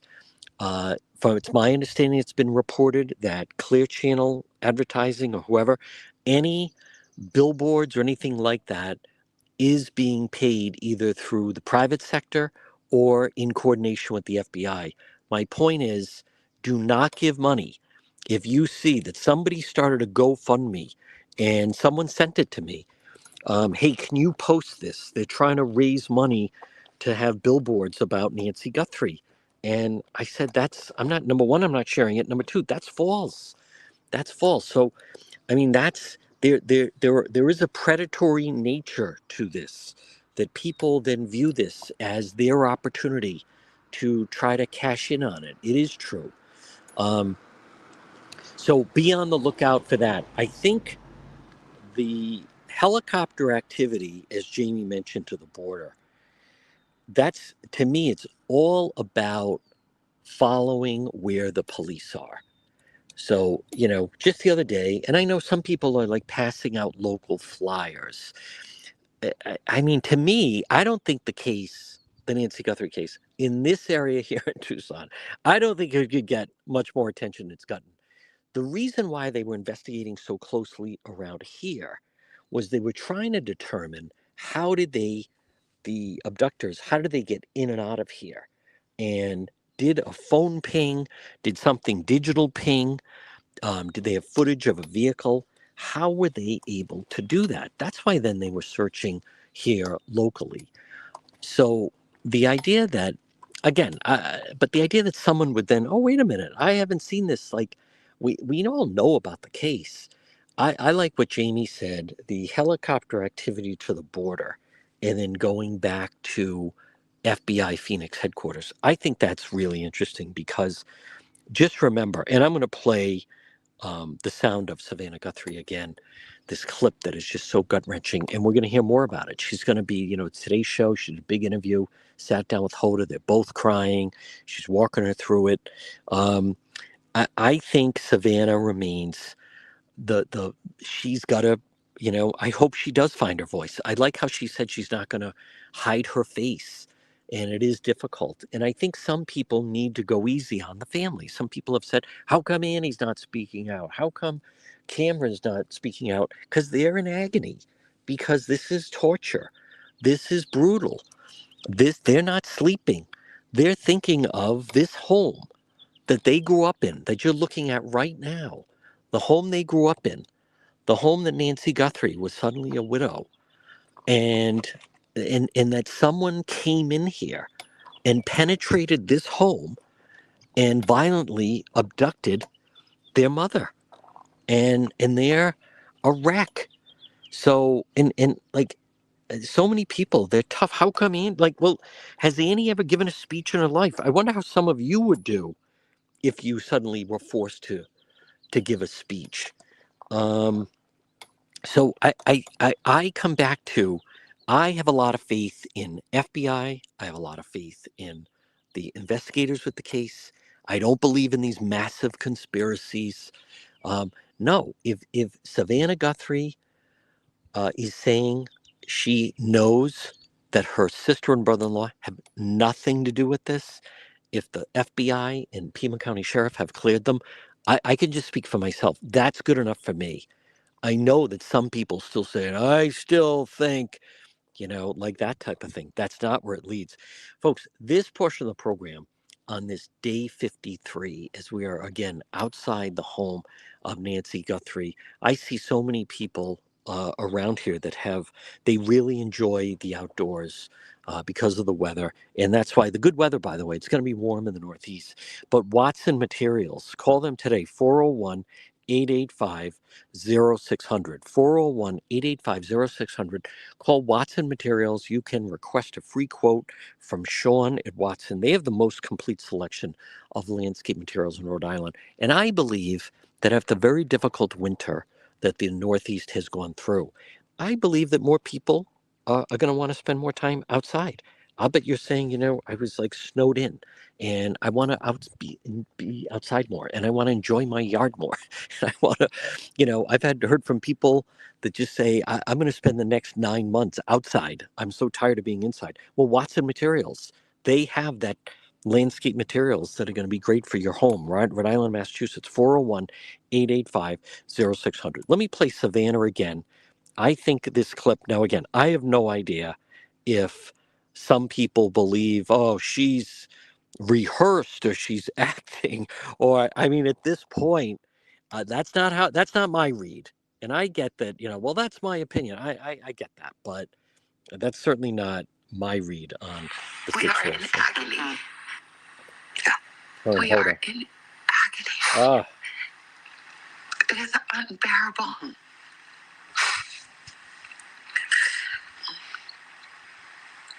And to think of what she went through.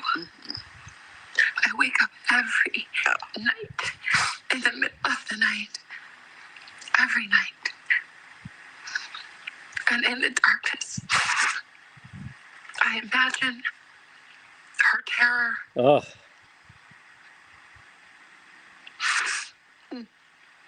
And it is unthinkable. But those thoughts demand to be thought. Yeah. And I will not hide my face.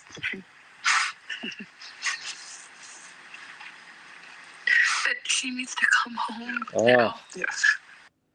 now again, that is, by the way, on YouTube, I want to thank Irony is Lost. That's right. Thank you very much, Irony. I don't go into the conspiracy stuff. I just don't. I know some people do. Some people are still stuck on some of the locals. As Jamie said, and that's why I like having people like him on, is because they say it best. The police I get these people of, the police won't tell us everything they know. Someone said that to me yesterday on TikTok Live, and I said, how many cases like this have you ever followed? I've never followed a case like this. Well, what would lead you to believe the police tell you everything? Remember, if you're following on Facebook, you can set stars. If you're on YouTube, make sure you follow. We're going to do more, much more on YouTube. We've experienced tremendous growth, and this is going to be one of the platforms that we're really going to lean into going forward. That's a rather loud car coming by. But they never do that. And they don't do that. And the same convention, I think Jamie laid that out pretty well. And conversely, you also don't want someone being able to change their story. If someone, the more that the perpetrator knows about the case, the more that if then they're questioned about it, they could change some of their answers about the case. I also want to address, this business of the other night, some nut came up here and was placing signs around here. Well, someone, Jacob called it in, and the sheriffs came, and it seemed odd. And so Brian Enton of News Nation reached out, and the sheriff said it has nothing to do with the case. And I didn't think it did, but at the same time, if someone's going to come here and start putting signs around, it is odd. I got an email from someone saying they think it was like a local college fraternity prank. All those names are the names of certain guys in the fraternity spelled backwards, and somebody pledging fraternity did that.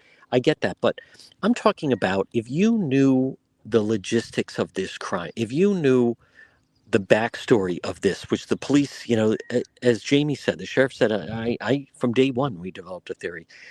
Like these people that 5 miles away, I found a hat, and the police should come and get it. Like what are you talking about? I mean, that becomes wild goose chase. That becomes they're just going everywhere. You can't use your resources in that way. Now, here's someone pulling into the driveway, and I don't know who this is. Um, there's someone that they're filming as they're doing it, and okay, so they're going right up. This we haven't seen before. I'm not sure who that is. We haven't seen any activity like this, but they're going right up there. You just saw it. I'm not sure what's the nature of this, but these people pulled right up, and they're backing up right there. Again, I don't know who this is. I don't know if they're here at the house. I don't know if they're supposed to be here at the house. But we haven't seen this type of activity. Yeah, they're backing way up. Um, so I don't know. But we haven't seen this type of activity. They approach from the other side. And right now, those that are watching, you can see them right there by the garage, but I haven't seen anyone emerge just yet. So there's a door. There's someone getting out. I'm not sure if they're going in. I did see someone leave the passenger side and then go in, but we're not sure exactly what that is. But we have not seen this type of activity at the house in several days. So I don't know. I'm not going to guess. I haven't seen that. I don't think I've seen that vehicle before, by the way.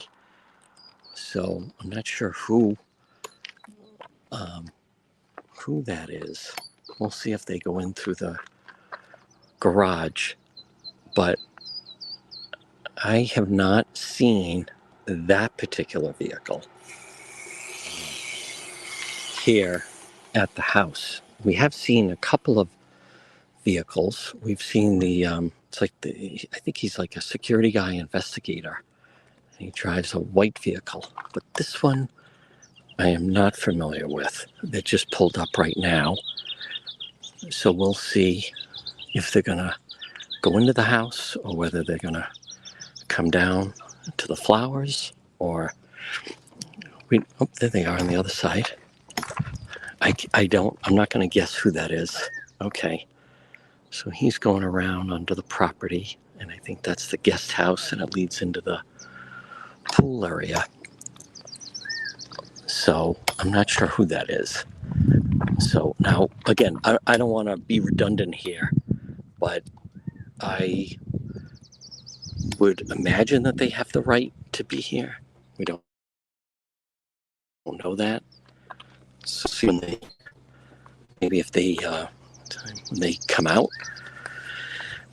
But it was the passenger that got out, and it seemed to be a male. So definitely the driver, I did not see a driver get out. Oh, we can hear someone on like a speakerphone or a car phone. For those that are watching, we have not seen this type of activity here at the home. So we have activity here on day 53, and we haven't seen anyone. They came and they were filming me, I believe. I'll have to rewind and look at the tape, but we haven't seen that before. Oh, wow. Okay, so this is really different. Oh, I think it just said, I heard the name Cameron. So I don't know why. This is very strange. Oh, so now if that is Cameron, that is saying that he's got the keys. So unless that's, he still needs to get in. So I heard the name Cameron, so that could be the brother that's right there. And then whoever's with him, somehow the horn went off. So as we're given a play-by-play, now they're talking to someone on a speakerphone. So this is, we just haven't had this type of activity. I'm not saying that it's the biggest activity in the world, but it's,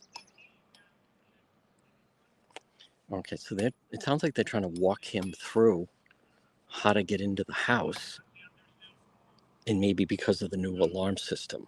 So for those that are just tuning in, I heard the name Cameron. It is a male. I think that's Savannah's brother. I think that's Cameron Guthrie that we just saw. And we can hear whoever's with him in the vehicle is, okay, and there's Cameron again. All right, so that is Cameron Guthrie that's here at the house. And it is his house, and it is the house that he grew up in. And it was the passenger. I think, yeah. No, he was the passenger. So I think he was actually filming. So, but that was interesting with the horn going off. So, again, I'm not saying that it's the biggest thing, but we just haven't seen family here at the house. Because he was not here when they, Savannah and Tommaso and also Annie Guthrie, when they laid the flowers out. So this is interesting on day 53 that we had the clip of Savannah that they played on the Today Show. And then Cameron Guthrie, I've heard his name now several times, and whoever they got on the speakerphone was then addressing him that way. That then this is Cameron Guthrie here at the home. So, but again, I want to point. All right, so she's saying something about, can you come and get my keys or something? Oh my goodness, here goes the horn again. This is very chaotic. Wow, I don't know what that is, but you're hearing it. Boy, this is the most noise we've heard here at the house. Oh, there's the garage door opening. Okay, so there he is. That's Cameron. And so there's the garage door, and I think whoever the driver is, I think we're going to see them go right in through the garage, unless they're going to back up, because I think Nancy's vehicle is still in the garage, but we have seen people in the past when I've been here where they go, there they are. So there's two individuals. Okay. And let's see if the garage door goes back down. Or there are three people. I can't tell. Just heard a delayed car door. Maybe not. Okay, so this is, again, we just haven't seen the family in a while. And now on this day 53, we have quite a bit of activity as far as we have Savannah with the comments and the clip of her on the Today Show, and here outside the house. And I do recognize that as of right now, as a lot of media has fallen off, I am the only one that is here. Now, if he were to come down here, I mean, I'd like to have a conversation with him. I'd love to chat with him, and just ask him maybe a little bit about how the family is, and especially how, the comments of Savannah must have been. I mean, that was gut wrenching. I also want to remind people that think of the people that are watching Savannah, and those clips are being played everywhere. By the way, they did air on the Today Show. They're being played everywhere, but as gut wrenching as that is, for just like I'm seeing people put comments of that they're, it's gut wrenching, or you could see like the people on the Today Show, but think also how that impacts Cameron of seeing his sister like that, and Annie seeing her sister like that, and I would imagine that they all kind of feel that way. So now we're in no rush. There were people questioning, but people question everything. Like, how come he wasn't out here when they came and laid the flowers? I'm just going to move over a little bit, because then I do want to see if, in fact, especially if we saw them like at the front door or anything like that. But this is a good visual where we can still see the vehicle that pulled up here, and that is definitely Cameron Guthrie. It's my belief that Cameron lives in the Northeast, and so, but it's his house. This is the house that he grew up in with his mom Nancy and Savannah and Annie and the three of them, and he's the only boy. And I definitely heard a female voice, and then they had someone on the speakerphone that they were talking to. So, just to be clear, I mean, I don't want people to think this isn't like the biggest thing in the world, and it's not like breaking news, but I welcome any chance, if there's a chance, if he wanted to speak out, if he wanted to say something on this day 53. And we haven't seen him in a while, but they came, which is interesting. They came left to right. They came right from coming from Campbell, North Campbell, and then they pulled in this way, and then they kind of backed up to the garage, which is interesting because they didn't come by the flowers for whatever reason, because the straighter path would have been to come from that direction and then come right by the flowers. So this is, again, all we can do is ask.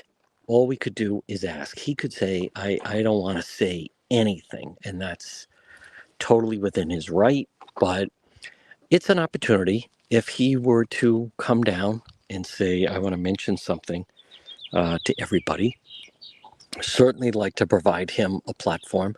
I want to remind you, we're live on Facebook. We're live on our YouTube channel. Remember, on Facebook, you can share that you are watching. Facebook, you can send stars. YouTube, you can send super chats. So they pulled around. He went into the back, and then they just entered through the garage.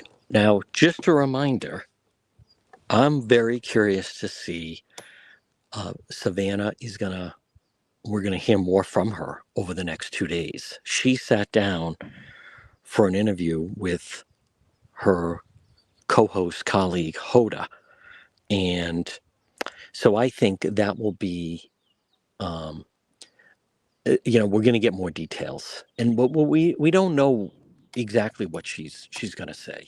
I would be curious to see if she wants to clear anything up, if she wants to clear up about the fact that NBC News reported that the family wanted to offer a $1 million reward in the beginning. I also, what exactly, as soon as they contacted Savannah Guthrie, she started packing and was heading to the airport. So that to me is still the big money question, which is what did the sheriff, what did they see inside this house where then led them to immediately have Savannah start packing, go to the airport, and then on top of that, she then called that Senator Mark Kelly. If you listen to the radio, stay tuned for the news at the top of the hour. And everyone else, we're just going to stay put at the moment. I can see and can see if there's going to be any movement coming out of the house. We have not, I don't remember if we've seen him here. I don't remember the last time we've seen him here. I don't know. And maybe he doesn't want to say anything. Maybe I don't know. I'm not going to try to figure out what he is thinking or what he wants to say or if he wants to say anything. But we do know his statement that they put out on Saturday night. They're still asking for people to pay attention to the story, and they're still asking for people to focus on the story. I want to thank Kate Scotland. Thank you. I agree. We need prayers. We need prayers big time. So now, right now, just to reset, it is day 53. We remain right here in front of the house. This is one of those occasions we're the only one in front of the house. And just a short time ago, the vehicle that's in the driveway, a male got out. It looked like Cameron Guthrie. And then they had some problem with him trying to get into the house. And then a female voice was calling to him. And then at least two people are in that vehicle.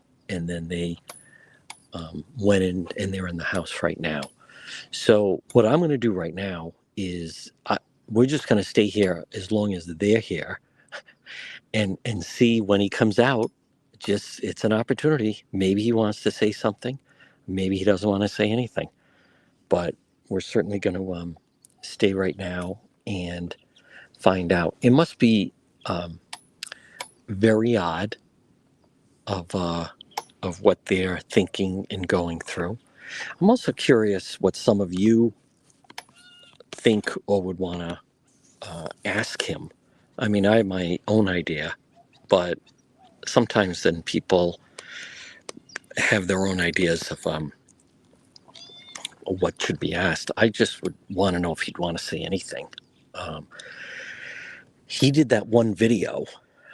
I could play it, but I don't want to start playing it and then we're going to miss anything if he were to come out.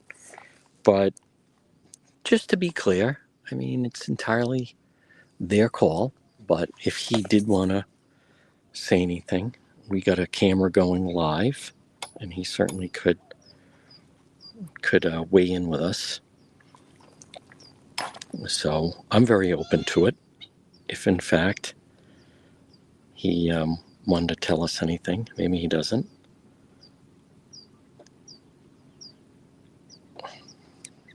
So we'll sit tight for a moment. Thank you, everybody. Again, make sure you click subscribe on YouTube. I want to thank Debbie, who's a great mod. We have great mods. These people, like, what are you doing there? And the story's over. And the story's not over. I'm going to Mexico Saturday. And just so you understand, I'm here this week, obviously. I'm here next week. I'm going to Mexico over the weekend, try to get a feel for the story down there. I am going to see my family for Easter, but it's day 53. I've been out here since the first week of February. And I thought I'd only be out here for a week. So, but let's just see what plays out. This, I think, is the best vantage point. If I thought, and I could move around a little bit, but the biggest thing would be if, in fact, if they wanted to, that's just it. If he wanted to say anything when, let me just see if, okay, yeah, there's the vehicle, right? Yep, that's the vehicle. I don't think I've seen that one before. Not familiar with that one. And they normally when they come, they park right. There's an individual that comes in a white vehicle. He parks right here in the circular driveway. But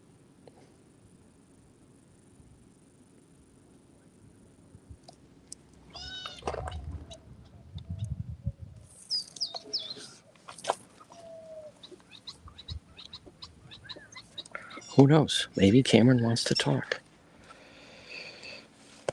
Possible. He did have his name on a statement. By the way, you can put where you're watching from, what day you started watching coverage of this.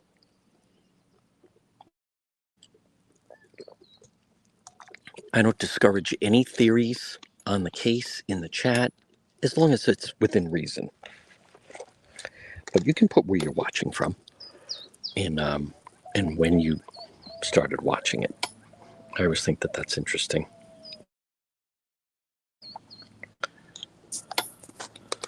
Boy, it came in hot. He came in hot. I'll give him that. Yep.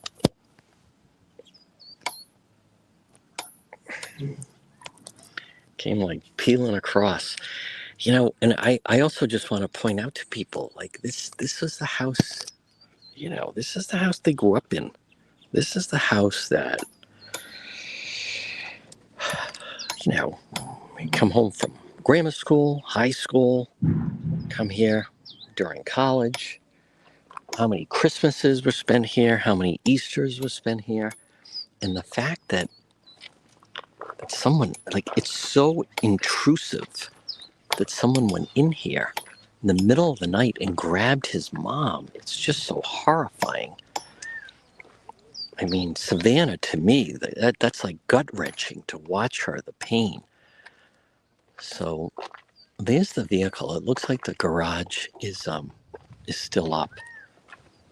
There's another way by the flowers. You can see through a little bit, but again, we'll just stay for the moment.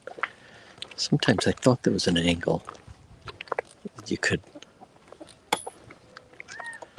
yeah. It's also like a good angle that you can see through.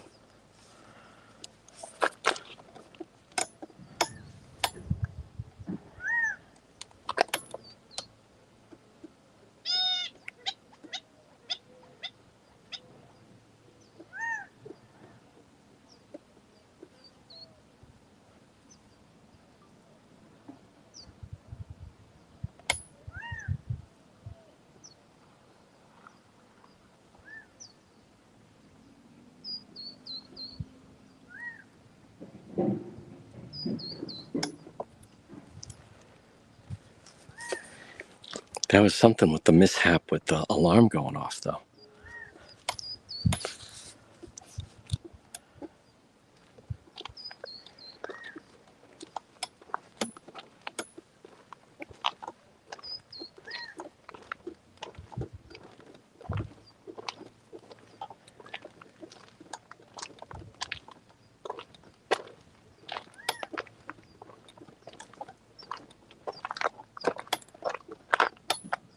Pull that up.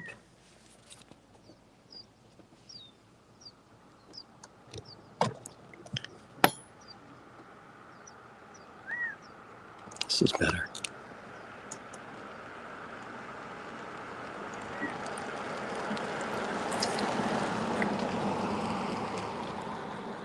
So that's the garage.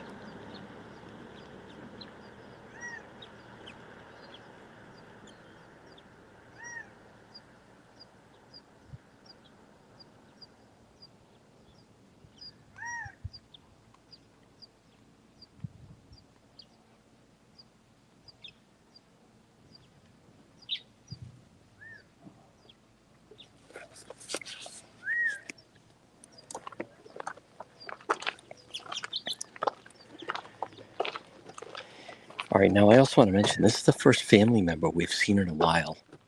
It's Cameron Guthrie right now inside the home. And we'll be able to see if they're going to come out, or when they come out, I should say.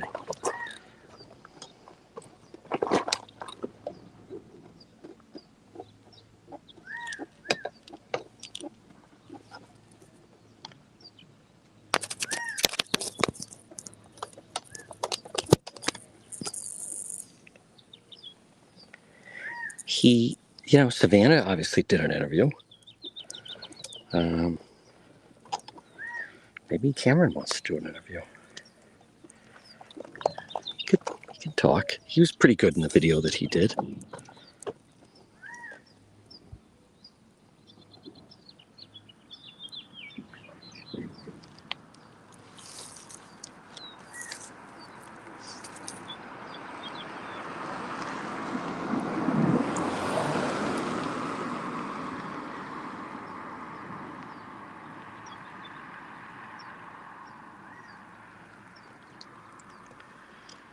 Okay. Oh, just check something.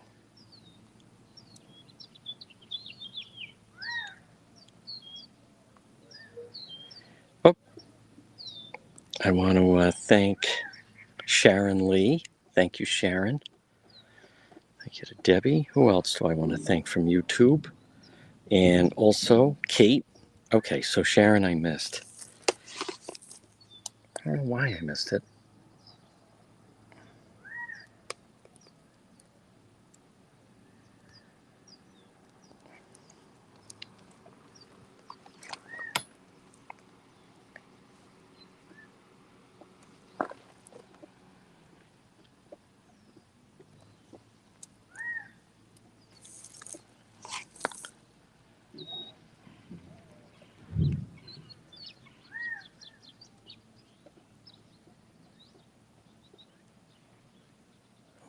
Hold on. Okay.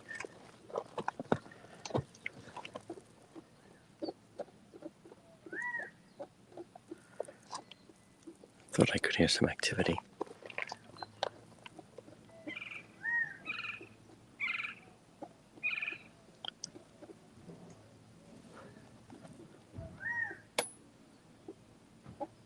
Oh.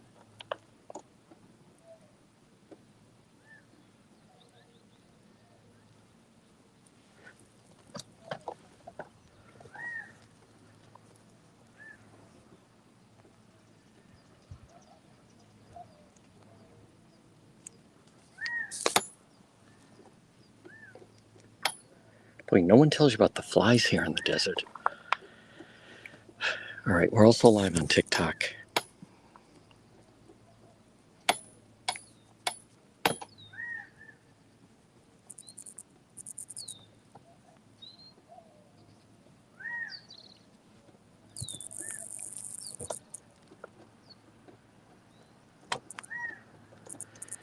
I'm going to walk down in just a moment.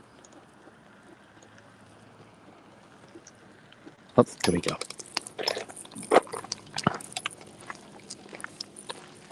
Okay, so this is Cameron Guthrie, and we don't know who else is with him at the house.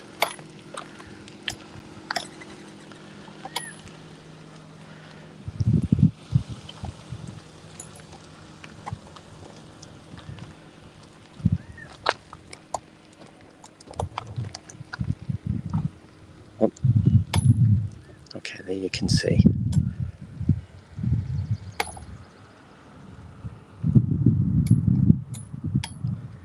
Thank you to Deborah. Yep. Now, so we're live on YouTube, we're live on Facebook, and we're also live right now on TikTok. TikTok, it's going to be a little all over the place, but it's day 53 for those that are just coming on. And we're outside of Nancy Guthrie's home. And Cameron Guthrie has arrived here with someone. You can see him right there, I believe.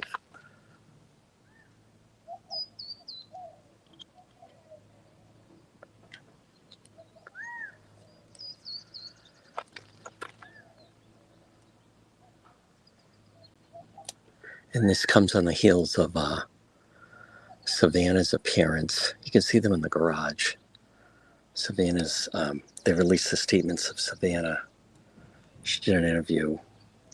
It looks like the door that leads in from the outside to the garage. Oh my God.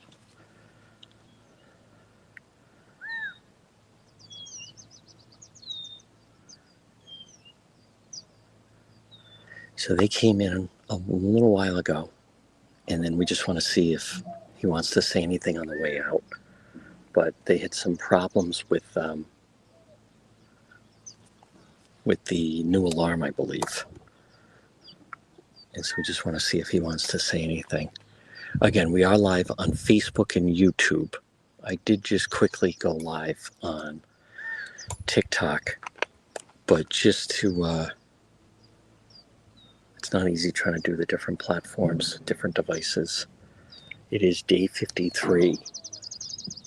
We had Savannah, the statement of her, the gut-wrenching statement of Savannah, of which it's going to be a part 1 and part 2 on the Today Show over the next couple of days. And then out of nowhere, we've had Cameron Guthrie arrive with someone. We don't know who.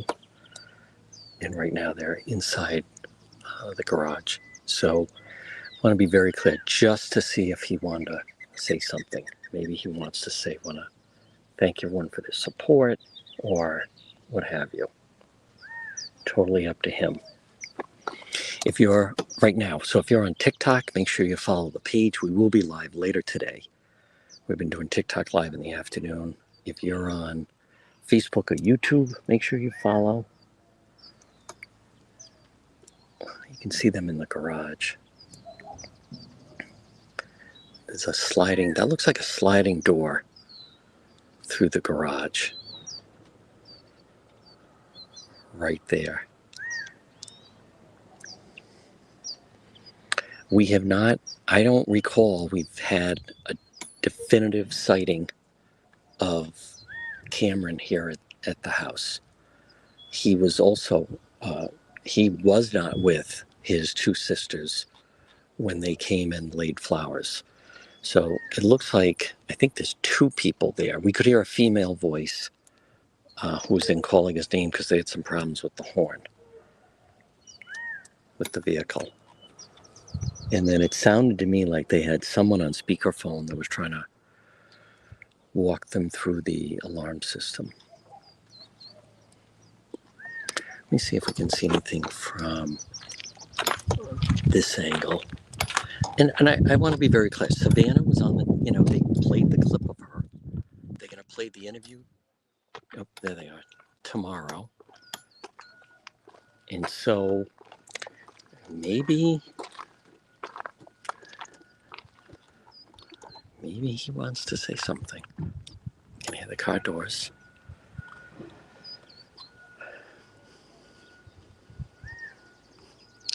The garage door is still up, though. Maybe that. Oh, here comes one. Oh, okay. So there are 2 vehicles. Yo.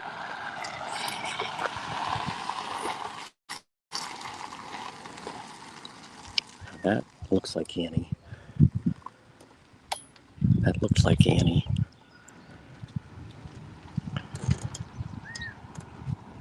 And then here comes, I think this is Cameron. And the garage door is down.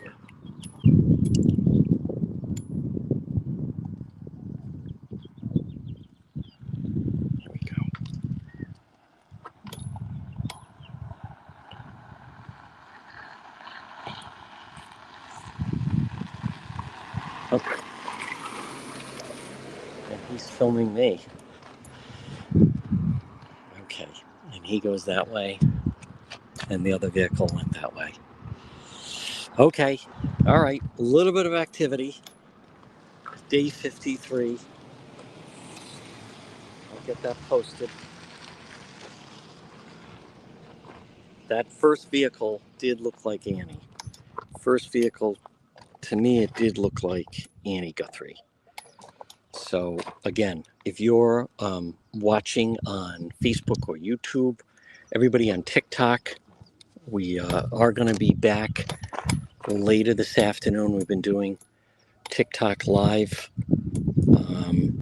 Maybe we'll come back later and be live on YouTube. I don't know. But yeah. All right. A little bit of activity on this day 53. Actually, a lot of activity on this day 53. I'll have to check that.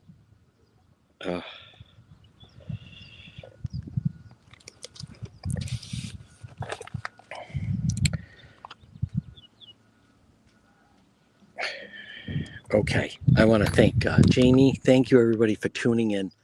Again, a little bit of activity here at the house. Thank you. Make sure you follow this YouTube page and Facebook page.